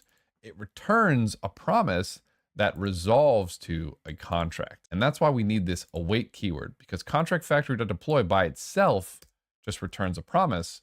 But if we do await contract factory.deploy, we're saying it returns a promise that resolves to a contract, and we're waiting for it to finish deploying to resolve to a contract object. So that's going to be a major difference here. Awesome work. So that's going to be why this await keyword is so important. And again, you can only do that in asynchronous functions. So you need this async keyword at the top of your function names. Awesome work. So we've deployed a contract to our Ganache chain. This is fantastic. Let's play with this a little bit more. So what else can we do? Remember how in Remix and in MetaMask, we could add a whole bunch of stuff. We could add a gas limit. We could add some value. When we were doing our transact, we could press the transact button. We know that when we're working with MetaMask and we want to send some money between our accounts, we can actually choose our gas price, our priority fee, all this other stuff. We can actually do all that in Ethers as well. So if we wanted to await contract factory.deploy, but with a certain gas price, we could add these overrides in this deploy function here. Another really neat trick that your Visual Studio Code might have is if you click Command or Control, depending on your setup, you can actually click into a function and see where it's defined and see everything about this function. So if I command clicked, I could see that I'm now in Node Modules, Ethers Project, Contract, Source.ts, all this stuff, and I can see exactly the function definition of this deploy function on the contract factory object, which shows us the same code as what we saw in the documentation. We see we have a deploy function, it takes some arguments, and then it returns this little semicolon means it returns a promise that resolves to a contract, which is really nice. These args in here are actually a list of overrides that we can specify with some brackets. So what we can do is we can put some brackets in our deploy function here and specify certain things. Like for example, we can specify the gas price to being some number. And now if we were to run this, we would deploy this contract with a gas price of this. We could add a gas limit. We can add a whole bunch of different overrides in our deploy function here. Well, what else can we do? Well, we can wait for a certain number of blocks for our contract to finish with. So we've deployed the contract, but maybe we want to wait one block to make sure it actually gets attached to the chain. So we can say const deployment receipt equals await contract.deploy transaction.wait and specify the number of confirmations that we want to actually wait. So we'll wait one block confirmation to make sure that this happened. And then we can do console.log this deployment receipt option. So if we run the code now, we can see all this information about our transaction. And we can see exactly what our transaction looks like. We can see there's 2 is null because we're creating a contract. From is going to be this Ganache address that we got the private key for. We see the contract address that we created, transaction index. We can see gas use, log bloom, block hash, transaction address. We can see all this information about our transaction. Something I want you to take note of is the deployment receipt and the deployment transaction. I want you to separate these two because it's going to make your life a lot easier. So we're going to do a quick console.log. Here is the deployment transaction. And we'll do console.log contract.deploy transaction. And then I'm going to copy this whole line by just typing Command C or Control C right there. And then here is the deployment. Here is the transaction receipt. And then this deployment receipt is the transaction receipt. So I'm just going to rename this to transaction receipt to make it a little bit clear which one's which. And we'll run this one more time. You only get a transaction receipt when you wait for a block confirmation. Otherwise, you're going to get the contract object, which has the deploy transaction with it. This distinction will be more important later on, but I wanted you to know the difference between the two. Transaction receipt is what you get when you wait for a block confirmation. The deployment transaction or the transaction response is what you get just when you create your transaction. So transaction receipt, transaction response, they're different. Receipt is what you get when you wait for a transaction to finish, and then response is just what you initially get. Make sense? Okay, great. I'm going to go ahead and delete those, but those lines will be in the code associated with the GitHub. Now you saw when we actually printed out those receipts, we got all this stuff in here because deploying a contract is actually just sending a transaction, as we've said before. So if we want to see what's really going on under the hood, we can actually create a transaction ourselves and create a contract ourselves just by specifying the transaction information. So how will we do that? Let's deploy this contract again, but only purely using transaction data. So we'll do a console.log. Let's deploy with only transaction data. And this is going to be the way you can actually deploy or send transactions purely with transaction data. You can send any transaction. This gives you unlimited flexibility with the transactions you want to send. What we can do is we can say const or let tx, which is going to stand for our transaction, equals, and we can just add all of our transaction information in here. So the first thing that we're going to need is our nonce, or the number that we only use once. We go back to our transaction count. We're on 4 transactions here. So we'll use the nonce 5 because that's going to be a nonce that we haven't used before. Every time you send a transaction, it comes with one of those nonces, right? So the nonce is a bit of a overused term. We saw it back in our blockchain basics that we use the nonce to solve that hard problem. Nonces are also used in wallets and in signers to send transactions, and they use a different nonce for every transaction. So nonce, when we're talking about wallets, talks about a number associated with a unique transaction. Nonce, when we're talking about blockchain mining, is a value used to solve that hard problem. They both mean the same thing. They both mean a number only used once, but they're different in these different contexts. So we're going to use this number only used once, this unique number for our transaction, to send this. So we're going to say nonce is going to be 5. We're going to pick a gas price of this right here. We're just going to use the gas price of Ganache like that. We're going to pick a gas limit of some big number. We'll use 1, 2, 3, 4, 5, 6. We'll just use that. We're going to say 2 is going to be null, right? Exactly like what we saw in our receipts and responses down here. Since we're creating a contract, value is going to be 0 since we're creating a contract. We don't want to send any ETH or Polygon or Avalanche. And then data is going to be that massive binary object in our binary bit. So in the binary section, we're going to copy this massive binary piece and we're going to put some quotes in here. We're going to do 0x and paste that in here. So this massive data piece is the binary that we're sending. Whenever you send a transaction, you have this data object that you can fill with stuff. We're filling our data object with the binary, with the code that tells Ethereum, that tells our blockchain to deploy our smart contract that's going to look exactly like this. And then finally, we want to add the chain ID.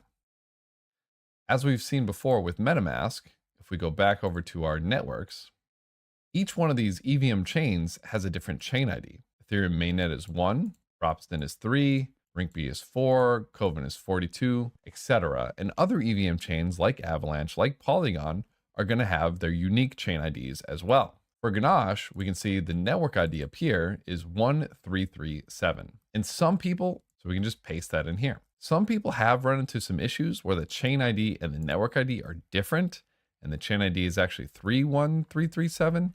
So if you have a problem with this, try 31337 instead, but it should be 1337. Now this is a transaction with all this information propagated, which is awesome. However, this transaction isn't signed. So nobody's sending this transaction right now. This is just the transaction details of what somebody wants to do. We actually need to sign this transaction and then send it to our blockchain.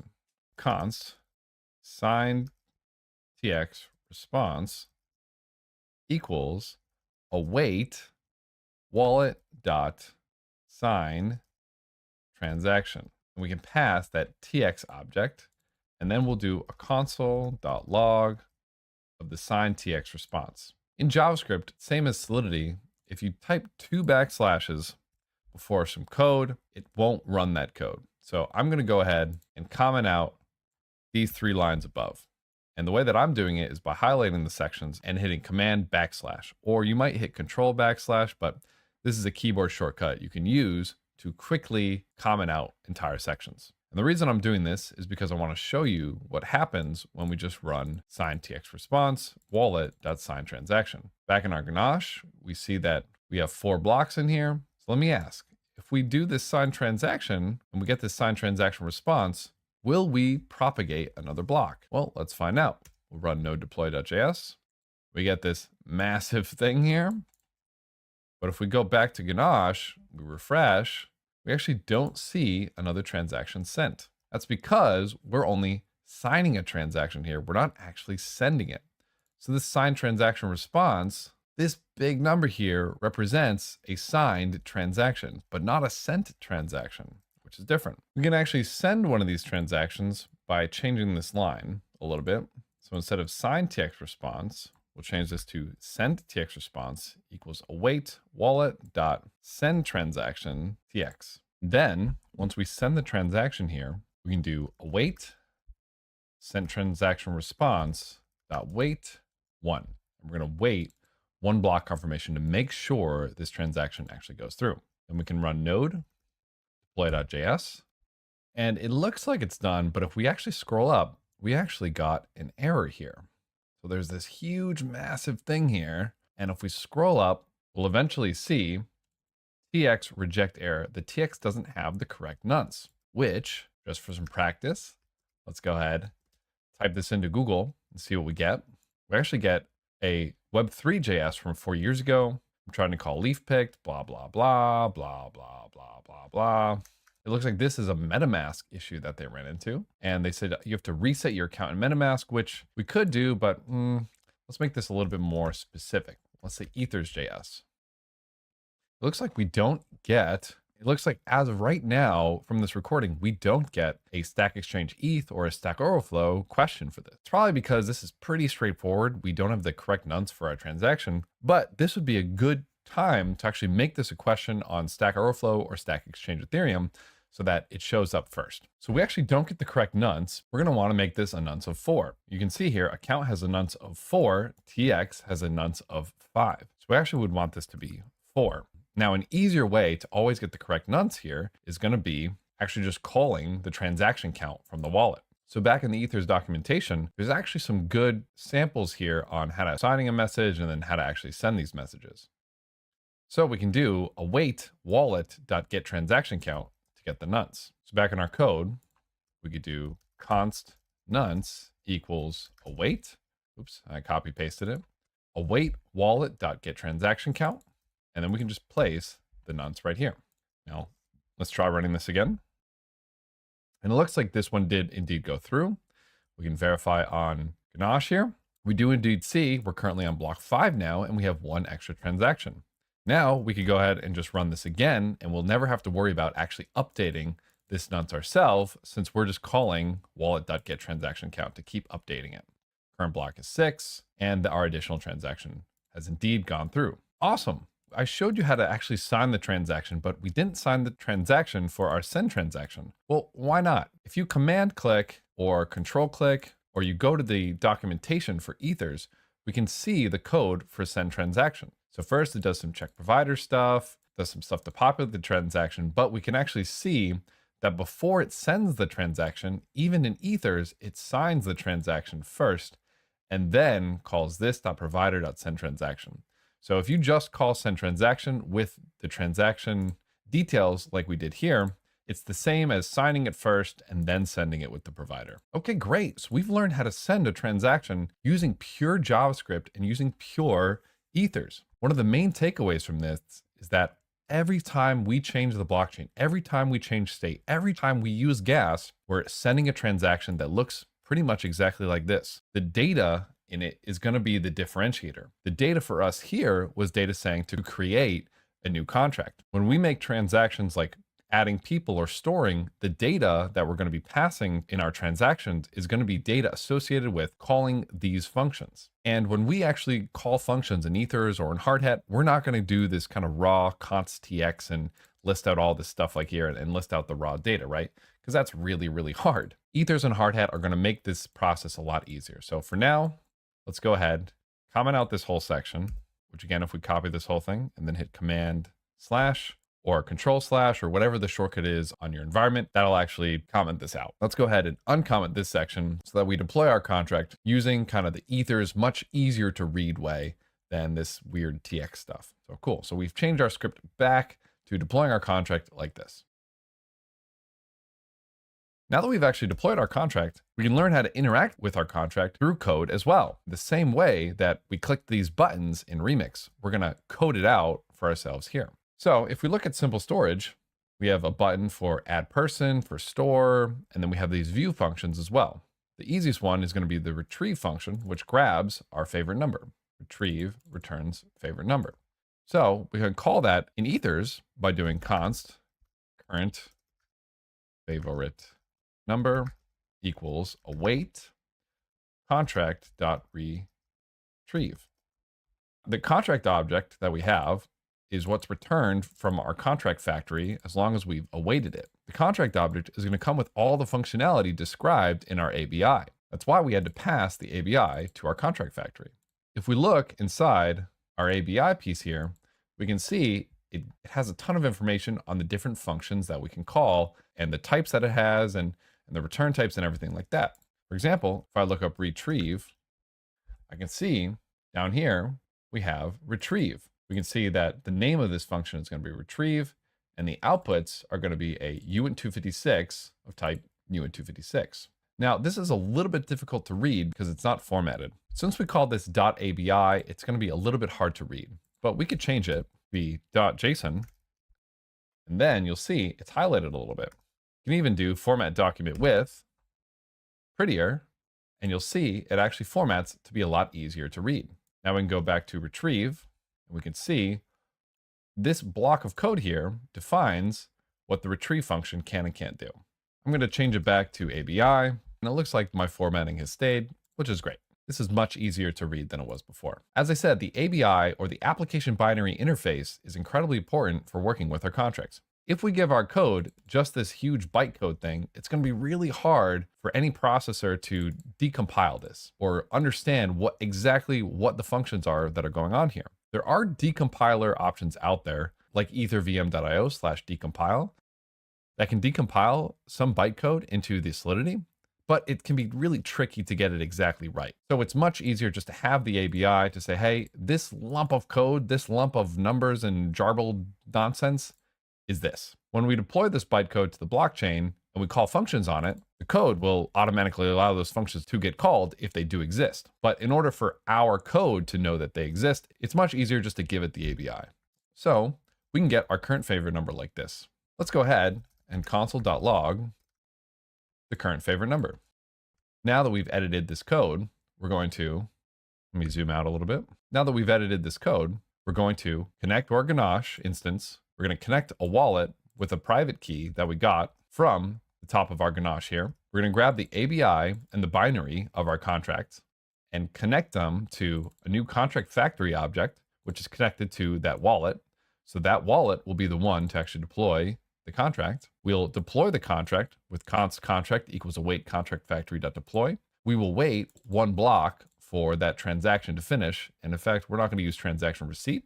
So for now, we're just going to delete that part. We're not going to do any of this here. So I'm going to delete it for now. However, I'll leave this section commented out in the GitHub repo. And then we're going to call contract.retrieve, which should return our current favorite number. Since this is a view function, this contract call won't cost us any gas. If we look at simplestorage.sol, we can see retrieve is a view function. And remember, view and pure functions, if called outside of a contract function call, don't cost any gas. We're just reading off the blockchain. We're not changing any variables on chain. We're not changing the state of the blockchain. So this won't cost any gas. So let's go ahead and run this. Perfect. We get deploying, please wait. And then we get this big number response. So what's this big number response here? Big number is a library that comes with the Ethers application that helps us work with numbers. If you actually scroll down, they even have a section saying, why can't I just use numbers? You'd expect current favorite number to just be 0, but it returns this weird hex thing that says, is big number true? This weird big number thing. So Solidity can't use decimal places, and JavaScript has a hard time with decimal places. And this is kind of the more specific rationale for why not to use numbers. What you'll see a lot of the time, instead of numbers, is you'll see strings like 0. You'll see JavaScript use strings like this, or big numbers. Now, if I were to try to pass a number like this in JavaScript, this number would be too big for JavaScript to understand. So we want to use big numbers or strings when working with Ethers. Now we can make this more readable by adding dot to string at the end and printing out the string version of this big number. Now, if I rerun this code, we can see we get 0, which makes sense again, because our favorite number gets initialized to the 0 value if not specified. And we haven't called store yet. So awesome. So that's working perfectly. So this is what our current favorite number is. Let's make this console.log a little bit more syntactical. We're going to use something called string interpolation so we can interpolate our string here with variables. Typically in JavaScript, when working with strings, you use double quotes. However, if you want to mix variables with actual strings, you can use backticks instead. So we're going to use some backticks here, and we're going to say current favorite number, put a colon here. And to tell JavaScript that this is a variable that we want to read, we put a little $sign and a bracket around it, like this. Now, if we run this code again, saying deploying please wait, and we get current favorite number is 0, because JavaScript goes, okay, this is a string. $sign curly brace. Looks like this is going to be some variable or some JavaScript that you want me to interpret, and close it off and then backtick.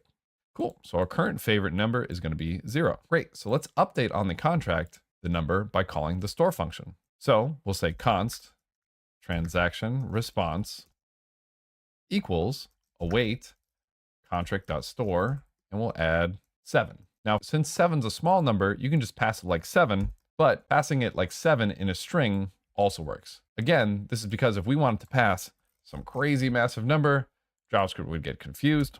So it's usually best practice to pass variables to contract functions as strings, even though that might be a little bit confusing. Ethers is smart enough to know that this 7 string is actually 7 the number. Then we can do const transaction receipt equals await transaction response dot wait 1.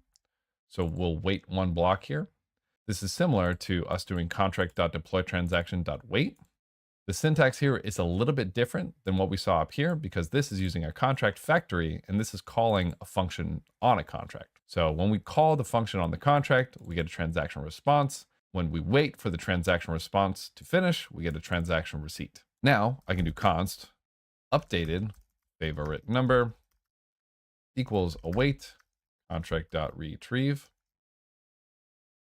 and then console.log updated favorite number is, and we'll do a little string interpolation, updated favorite number, like that. Now let's go ahead and run this. So in this process, what are we doing?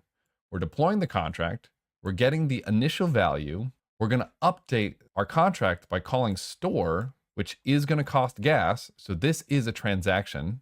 We're going to get the transaction response, then we're going to get the transaction receipt. We're not going to do anything with the transaction receipt. I want to ingrain in you all that these two are different, transaction response and transaction receipt, and you'll see why in the future. And then we'll get the updated favorite number, and then we're just going to print it out. So let's do this. Boom, and perfect. Deploying please wait. Current favorite number is 0. Updated favorite number is 7. And if we go to our Ganache instance, we go to transactions, we can see we now have a contract call at the top. We have the sender, the contract address, the gas price, all this stuff. And we see that our transaction data right here. So this transaction data is what gets sent in that data slot of our transaction object. Ethers is just doing that on the back end for us so that we don't have to make that big transaction object there. All right, awesome. You've successfully deployed a contract to your own local Ganache instance or your own JavaScript virtual machine. This is great. Now let's clean this up a little bit, because if we look up here, we have both our connection to the blockchain and our private key stored directly in our code. If we were to push this code up to a GitHub or some other code repository, people would be able to see our code. If we look in deploy.js of my code, there's something else in here. We don't actually see the private key or the RPC URL in here. So what's going on? Remember, if you give out your private key, whoever has your private key owns your funds. So even though this is a fake private key that doesn't have any real money in it, we still don't want to have to hard code our private keys into our code just in case we accidentally share code with somebody. So what can we do? Well, one of the most popular methods is actually creating something called a .env file or an environment variable. And if you're familiar with environment variables, you can actually set them right in your terminal, but we're going to set them in our .env. So what you want to do is you're going to want to create a .env file. And this is going to be a file where you store sensitive information. And this is going to be a file. We're never going to share this with anybody. This .env file will stick variables of our choosing into the environment of our code. So for example, if I pull up my terminal here and I do echo cat, this is going to reflect what the cat environment variable is for us. Right now, there is no cat environment variable. However, if I do export cat equals dog, and now I do echo $cat, I get dog output. This is what an environment variable is. It's a variable in our terminal or in our scripting environment. Since I don't want to have to type export private key equals blah, blah, blah every time, what we're going to do instead is we're going to stick them into this .env file. So in this .env, we can put private key equals, and we can grab this private key from our script and paste it in like this. And a note, some tools look for the 0x at the beginning of the private key. Ethers and Hardhat is smart enough that either one works, but if you run into some issues, just know that sometimes you might have to put your 0x at the front of this.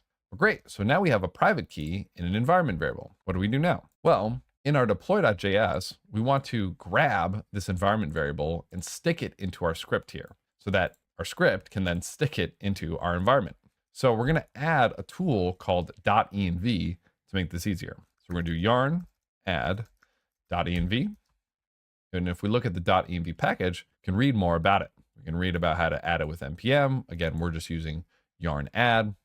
But then we can just call this require.env.config, and this will pull in all our environment variables. So we can just do require.env.config.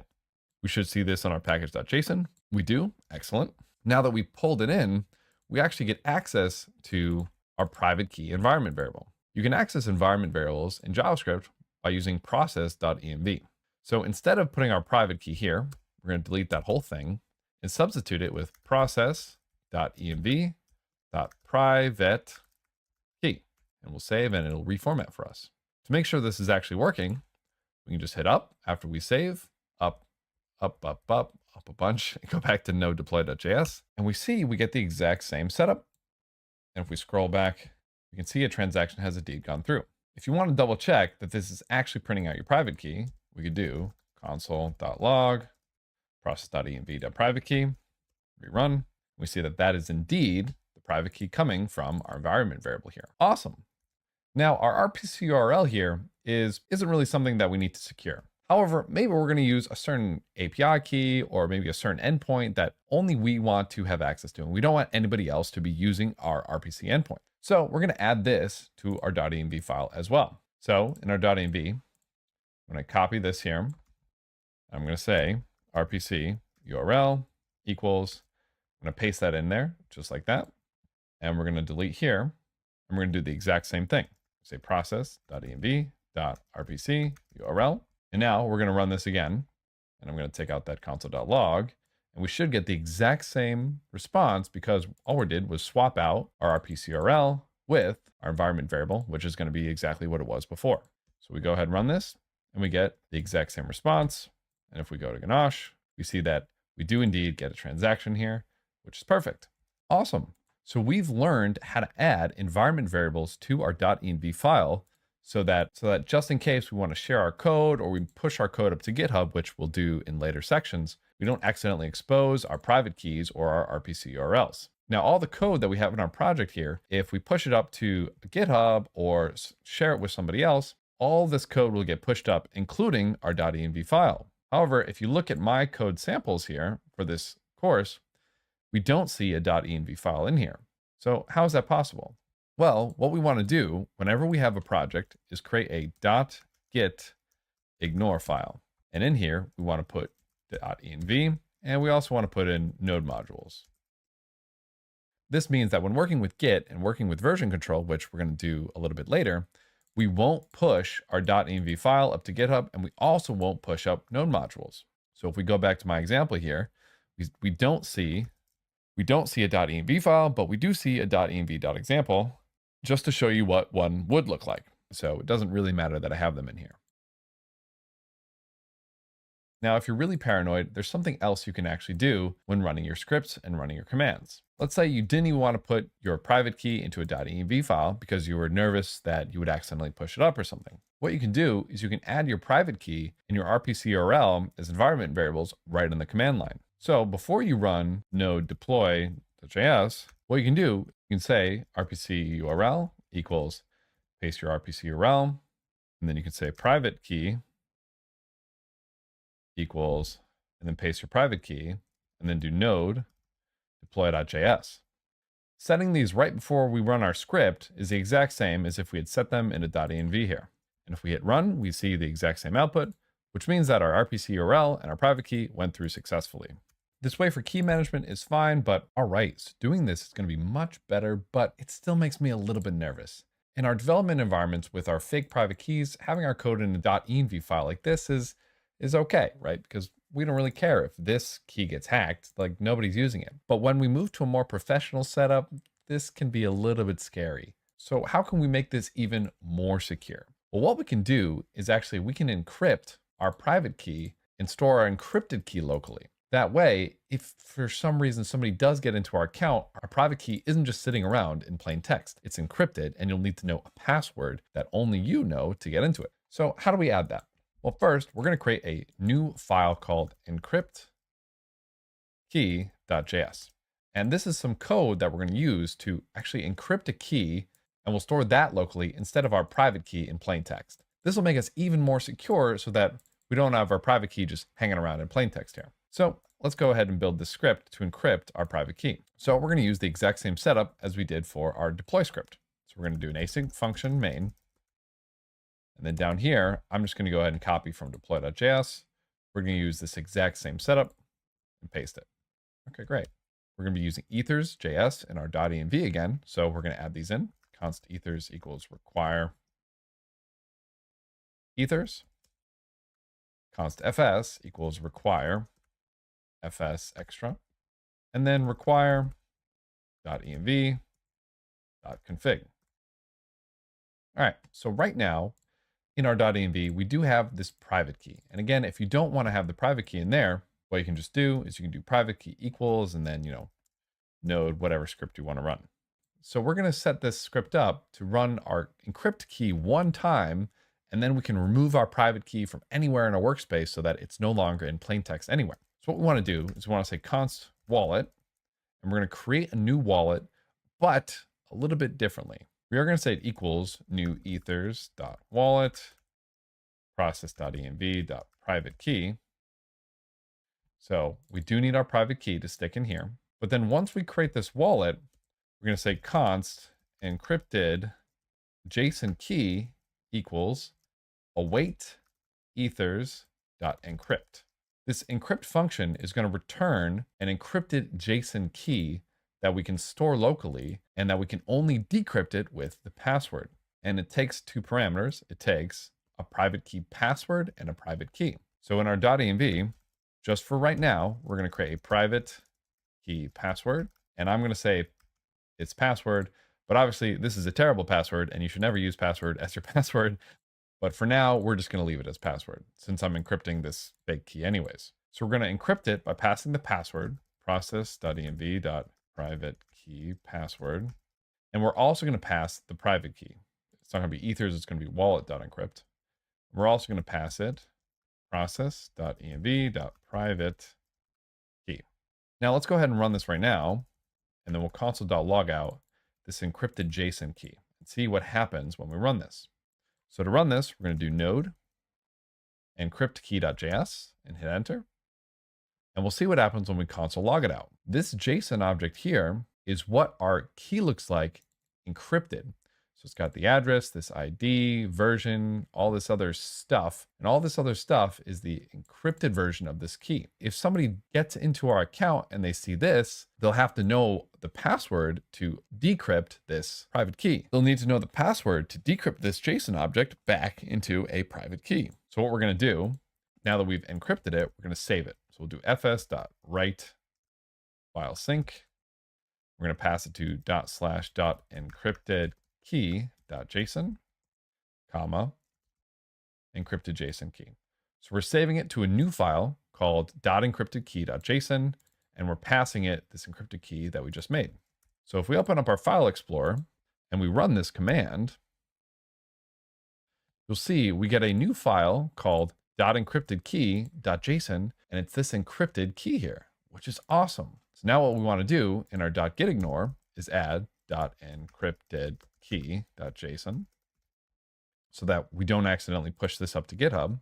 And now we have an encrypted key, and we can go to our private key and delete this from our .env file. We can also delete our private key password from our .env file so that the password isn't just hanging around in plain text. Now that we have an encrypted key, back in our deploy script, we can change the way that we actually get a wallet. So at the top, we're getting our wallet just by passing in the private key like this. We're not going to do that. We're going to use our encrypted key that we just created.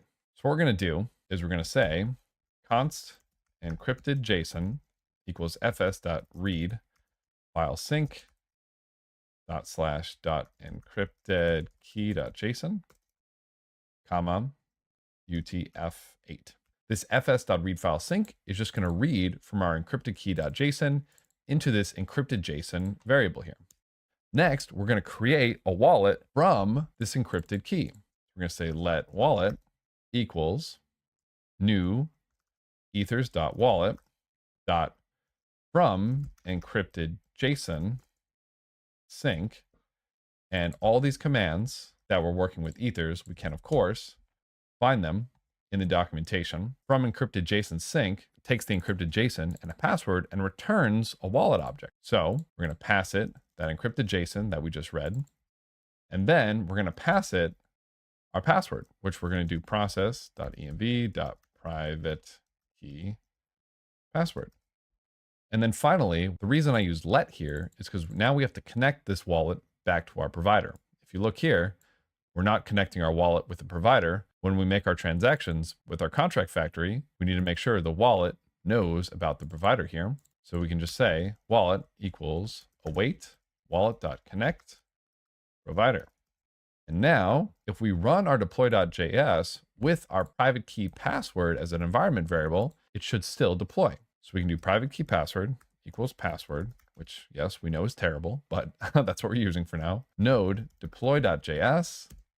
We should get the same output we've been seeing this whole time. And we do. We're able to no longer have our private key in our .env file, not in plain text anymore. It's in this encrypted key so that just in case somebody hacks our computer, they still won't be able to send any transactions unless they know the password. This is awesome. One more thing to note, if you type history, if somebody got into your computer, a hacker could actually see private key password equals password in your bash history.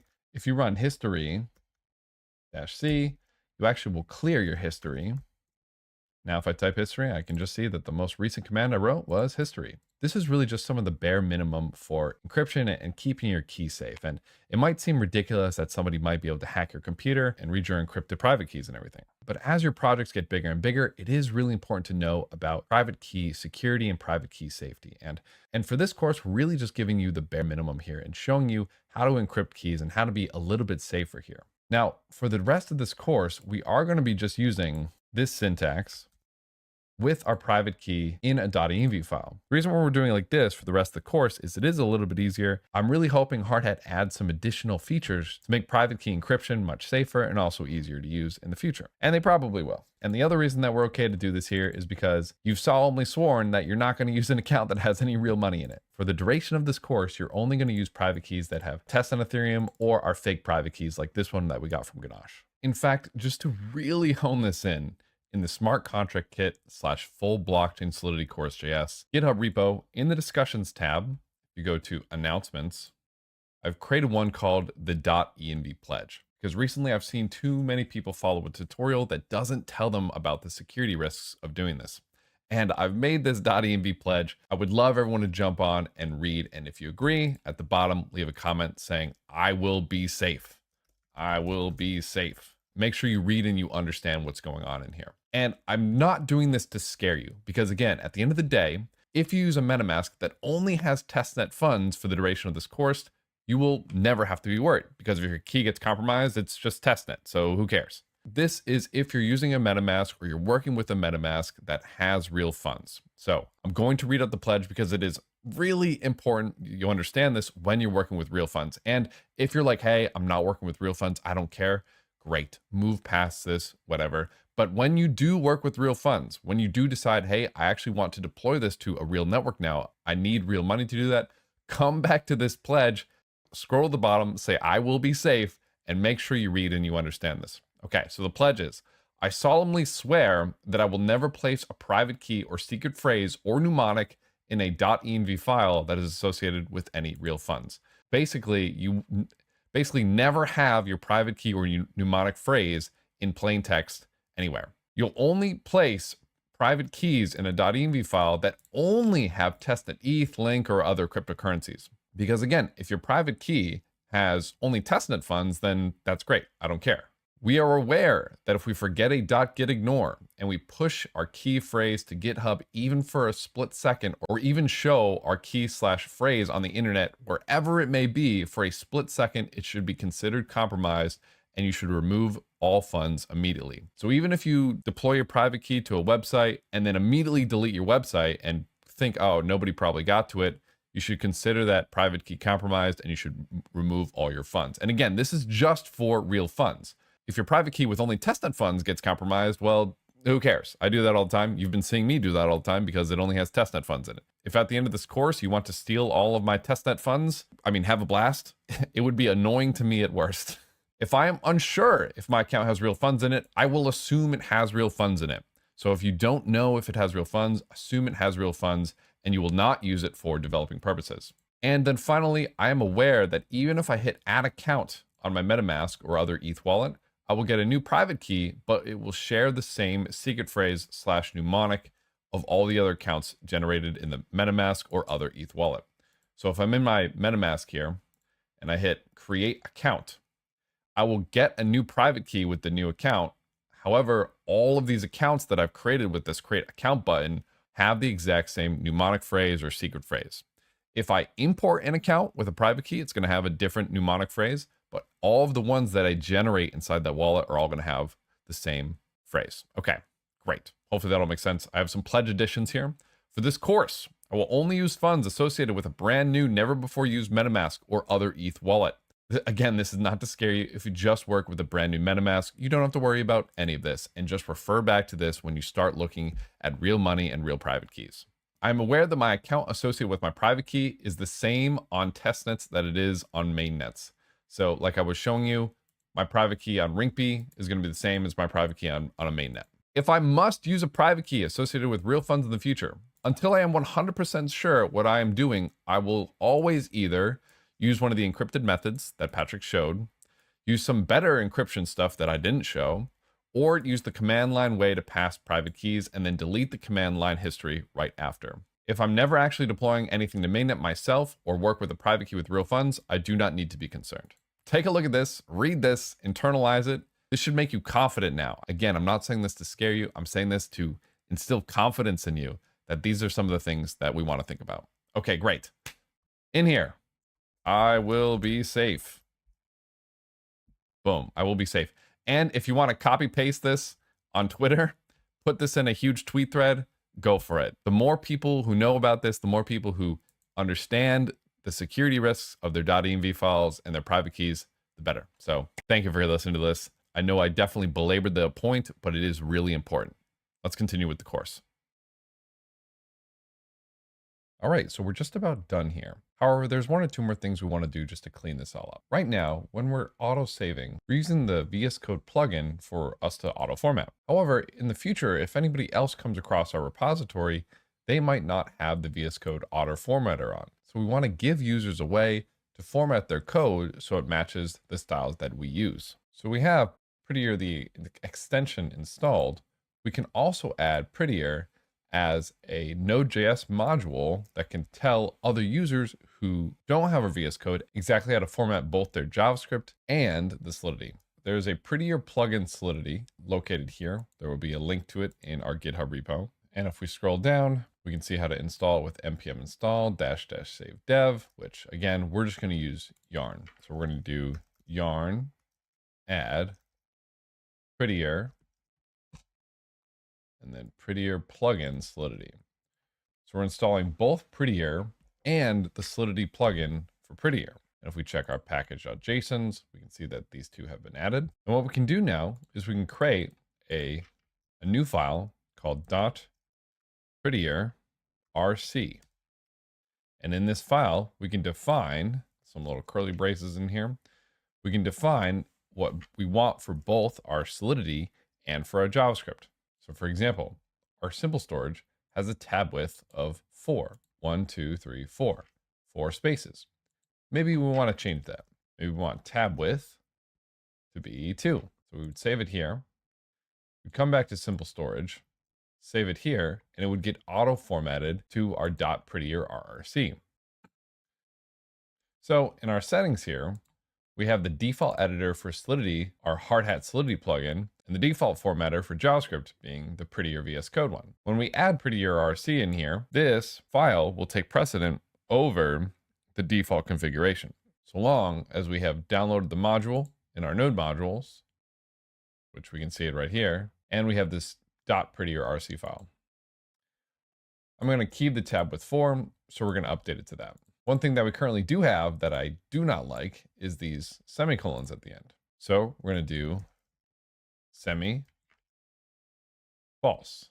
And I'm going to save this, come back to deploy, hit save, and you'll see the semicolon automatically goes away.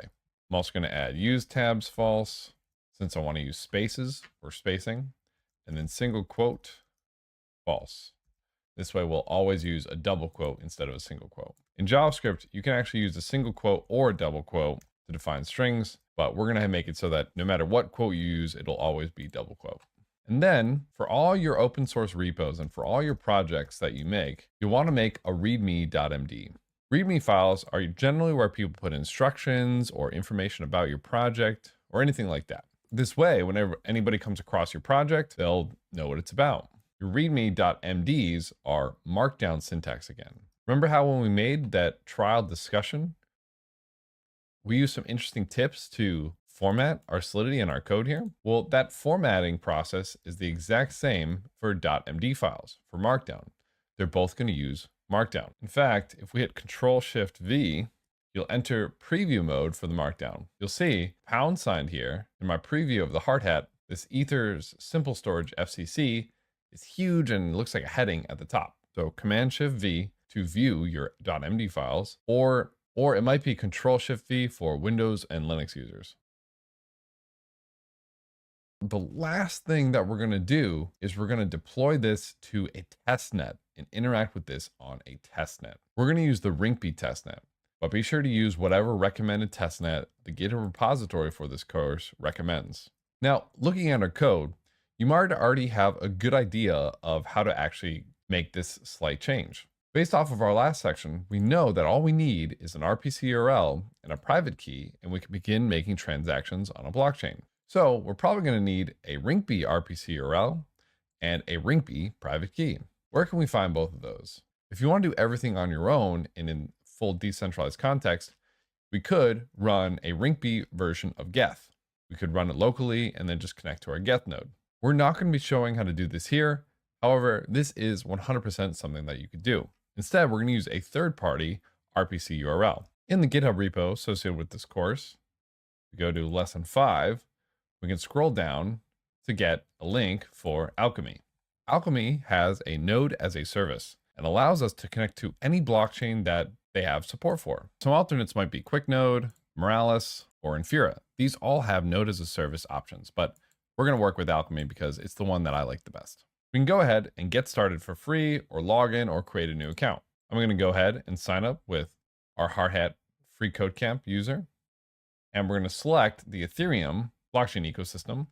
Let's go ahead and create our first app. This is going to be, we'll call it Free Code Camp Hardhat. Our app name will be Ethers Simple Storage FCC. And the network is where we're going to choose Rinkeby. But you can see in here, we can actually choose more than just Rinkeby. We can choose Gorilla, Kovan, Rinkeby, Ropsten, and layer 2s like Arbitrum and Optimism. We're going to be using Rinkeby. So let's go ahead and create this app. We're going to choose the free plan. and hit continue. We're going to skip adding payments. If you want to tweet your referral code, feel free to tweet your referral code. We're going to skip for now, and we're going to keep it at capped capacity since we don't have a key in here. And then how did you hear about us? Go ahead and give me that shout out at Patrick and Free Code Camp, and then hit let's go. Now we get to the Alchemy dashboard, where we can see a ton of information about our node and different ways to connect to the nodes and stuff like that. This is going to be really similar to this RPC server endpoint of Ganache, except it's going to be a connection to a real testnet or a real mainnet. What we can do now is we can select our app that we just made, and we can hit view key. And we can see here, we get an API key, we get an HTTP endpoint, and we also get a WebSocket. We're only concerned with the HTTP endpoint. This is going to be our RPCRL that connects to Rinkeby. So what we can do now is we can copy this, we can come over to our Visual Studio Code, and in our .env, we can substitute these out for their actual testnet values. So for RPCRL, we're going to delete this and replace it with our Rinkeby RPCRL. And now, how do we get a private key for an actual testnet that has actual Rinkeby on it? Well, here is where we can use our MetaMasks.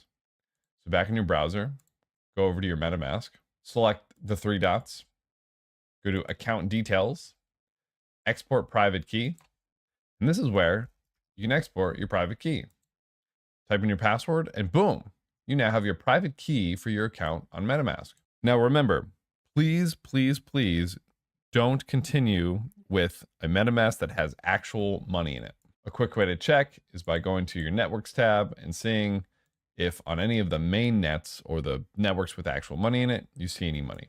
I don't have any money in this, so I know I'm good to go. If you have testnet money, that's fine because that's fake money anyways. And again, most browsers have a profile mechanism where you can create a new profile for you to use. But here, now that I've copied my private key, we can come back to our Visual Studio Code, paste the key in here, and now I have a private key that has actual Rinkeby in it. Awesome. And remember, if you ever get low, just come over to faucets.chain.link/Rinkeby. Get some test ETH. I'm not a robot. We'll send the request. Now that we have our private key and our Rinkeby in here, we can now try to run this on an actual testnet. If we look at our code, we see we're grabbing an RPCRL, which is going to be from our .env. We're grabbing a private key, which is going to be from our .env, which points to our Rinkeby MetaMask and our Rinkeby blockchain. So let's just add a console.log under our contract deployment so that we know what address it's at. So we'll do console.log. We'll do some string interpolation, contract address, contract.address. All right, great. And now let's go ahead and run this. So we'll do node deploy.js. Deploying, please wait. You'll notice this takes a lot longer because we're deploying to a testnet instead of our own fake local blockchain. Testnets and real networks often will take a little bit longer because they need to wait for the blocks to propagate, the transaction to go through, etc. But after a brief delay, we will indeed see that we get a contract address here, and we have a current favorite number. And it's being a little slow again because we're waiting for our next transaction to go through to update the number, and boom, it looks like we've successfully updated it. Now, something that's important to know, if ever you run a command and you want to kill it, you can do Control-C and that will stop it. So any command in the terminal that you want to just abort, Control-C is your get out of jail free card, and that will kill it. That'll stop it wherever it is. So we'll use Control-C a lot in the future. So now let's grab this contract address and go over to Rinkeby Etherscan and paste it in. We can see our two transactions here. We can see we have a contract creation, and we can also see we call a store function. This is awesome. We've successfully deployed a contract to the Rinkeby chain using our own code. Congratulations, this is massive. Now on Etherscan, we actually can verify and publish our contract code. What is verifying and publishing your code? Well, right now, our code looks like a huge jarble of bytecode. And anybody looking at our contract directly on chain will just see this huge jarble of bytecode. We could use a decompiler to try to decompile the bytecode into what it looks like in Solidity, but this can often take a long time and a lot of processing power.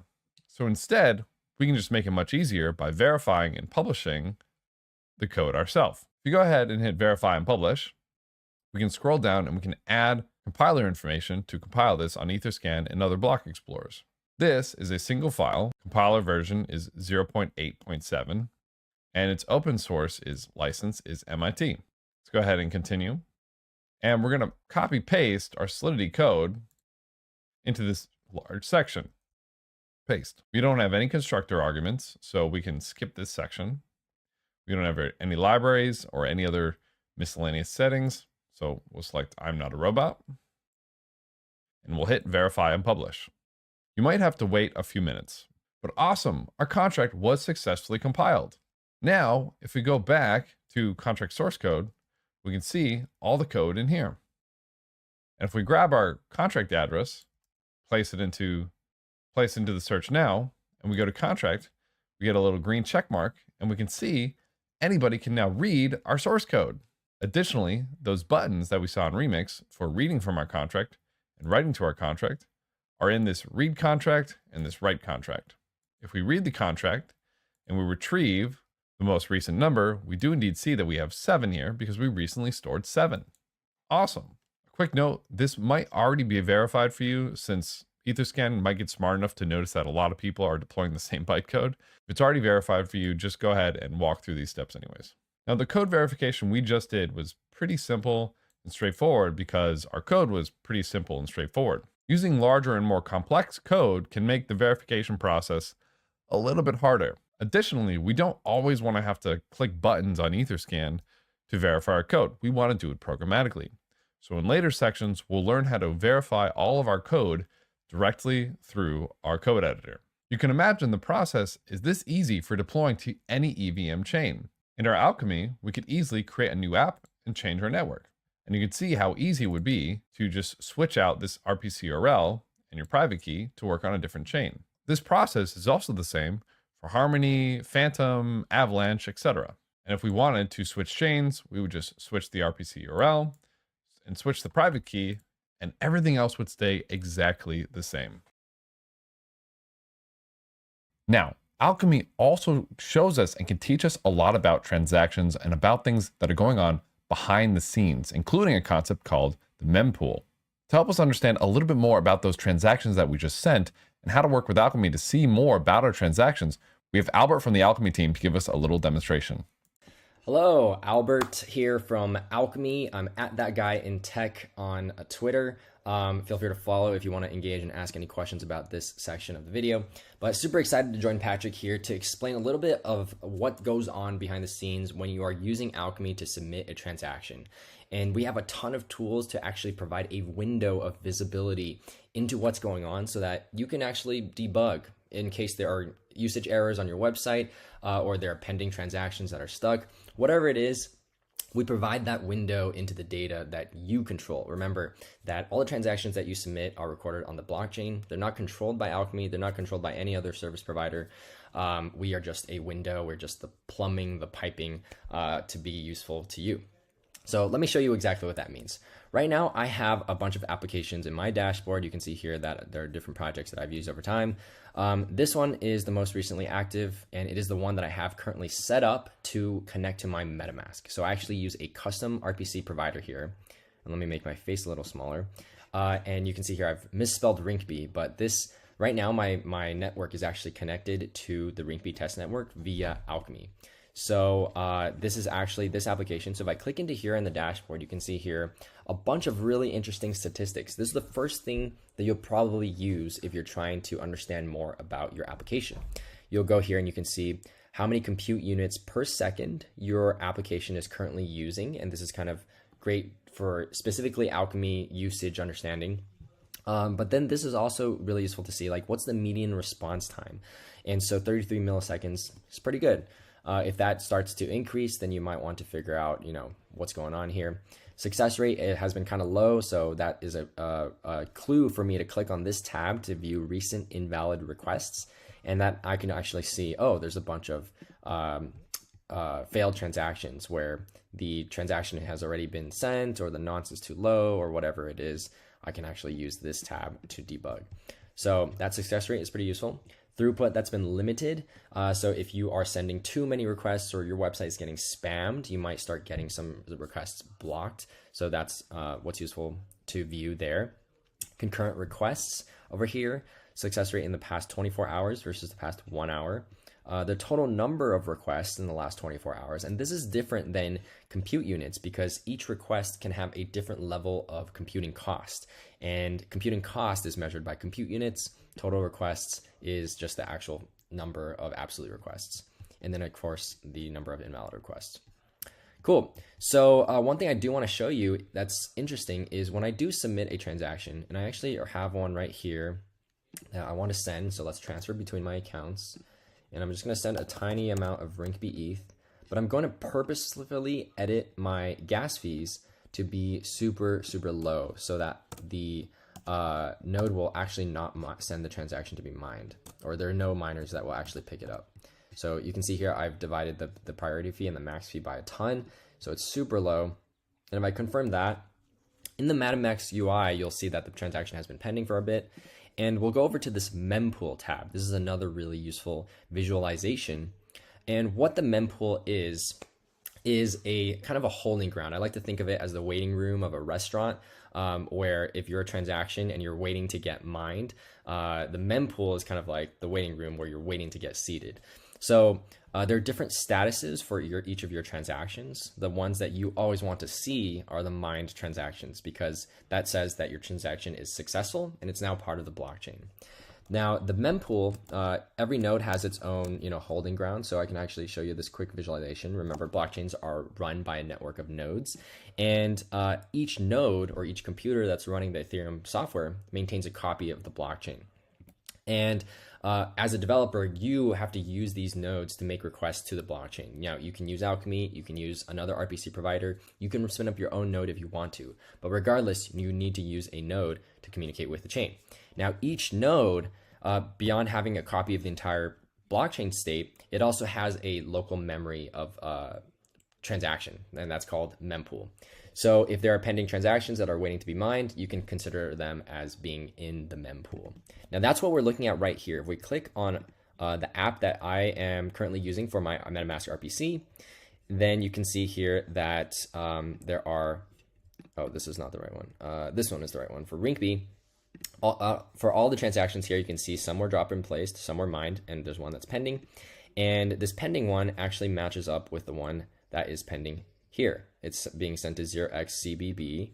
And if we click on this transaction hash, you get all the information that you need to debug. So you can see here that it's from my current address, 0xF5F, and then it's to 0xCBB. And here's the value that I'm trying to send. Here's the gas fee that I've attached to this transaction. And you'll notice that that is super low, even for the Rinkeby test network. So knowing this and seeing, wow, this transaction has been pending for 1 minute and 46 seconds. It was sent at this time. I should probably fix that. And so over here, you can actually use the MetaMask RPC, the MetaMask API, and speed it up. And then I'm just going to use the auto high speed up to update the gas fees. And then if we go back to our dashboard, back to our application, you can see that there are some new recent invalid requests. And this is because we've resubmitted a transaction. And then in the recent requests, we have, let's refresh that real quick. You can see that we are sending a raw transaction. This one's already known. And there's another one before, but that's resulting in a get transaction receipt that is successful. And then if we go back to the mempool, you can see, boom, no more pending transactions, only dropped and replaced and mined. So this transaction nonce number 5 is now successful, and you're on your way to developing and maintaining the rest of your application. So yeah, thanks. Hope that was useful. Let me know if you have any questions.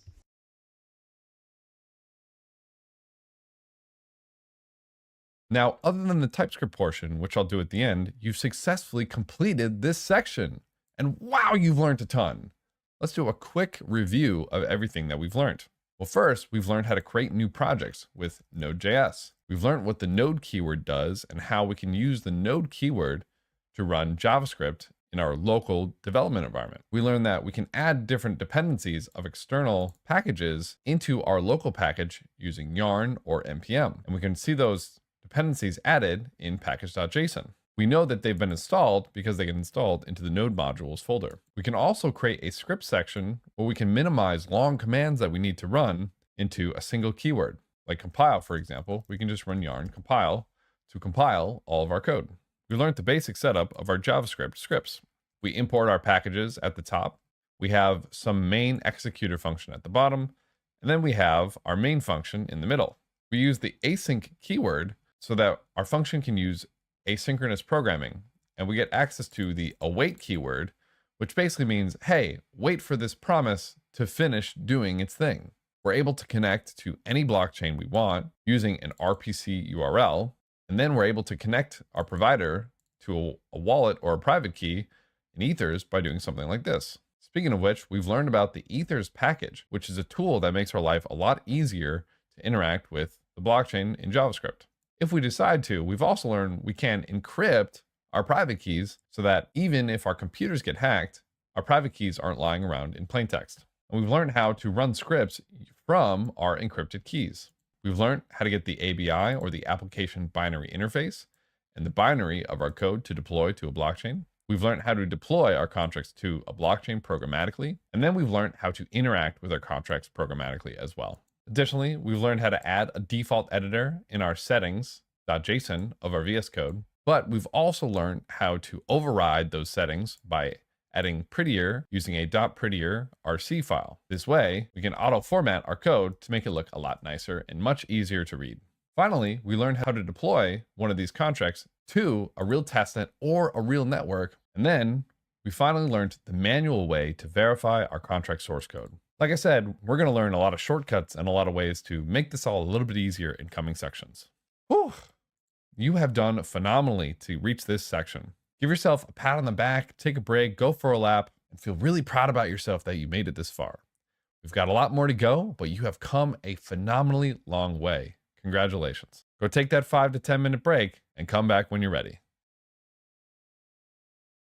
Now, the one thing left I want to show you all is the TypeScript edition of this. However, if you're not interested in the TypeScript edition, which you don't have to be, then you're done. There's only a couple of changes we need to make this TypeScript compatible. First, of course, we're going to change our deploy.ts and encrypt key. We're going to change our deploy and our encrypt key from .js to .ts. And then we're also going to swap these requires out for imports. So we're going to import ethers from ethers. We're going to import star as fs from fs extra. And then we're going to import .dmv/config. And then we're just going to copy these and we're going to come over and paste them into here, deleting or commenting out the requires. Okay, great. Now, if we try to run node deploy.ts, we're going to get cannot use import statement outside of a module. In JavaScript, if we'd want to use an import statement outside of a module, we'd come in here and do something like type module like that. But in TypeScript, we actually don't even need that. All we need to do is run this in TypeScript node. So to add TypeScript, we're going to do yarn add TypeScript, and we're also going to add TS node. TS node is the TypeScript edition of node. So now that we've added that, we can try TS node deploy.ts, and we're still going to run into an error. And if you scroll up, we're going to get a couple errors here. We're going to say could not find a declaration file for module fs extra. We need to add the TypeScript version of that. So we're going to do yarn add types/fs extra like that. And if we run it again, it still shouldn't work, but for a different reason. Yes, we're going to get something like this. Type undefined is not assignable to type bytes-like. The reason we get this is because process.env private key in TypeScript technically is type string or undefined. So we need to tell TypeScript and the wallet objects and the encrypt function is looking for type string, not string or undefined. So we just need to tell TypeScript that this will not be undefined. So we can just put a bang here and everywhere that we use process.env. Oops, I got to do that on deploy as well. Bang, bang. Looks good. Now that we've added everything in here, if we run ts node deploy.ts, we're going to see the exact same output as we saw with just using regular node. And as long as our private key password is in our .env file, if we run tsnode encryptkey.ts, we're going to get the exact same setup as before, and we're going to get a new encrypted key.json. And that's all you need to do to make this TypeScript compatible. And you should give yourself a huge round of applause for getting this far and learning what's going on underneath Hardhat, the next tool that we're going to learn, and learning all about these transactions and how to interact with these blockchains. This is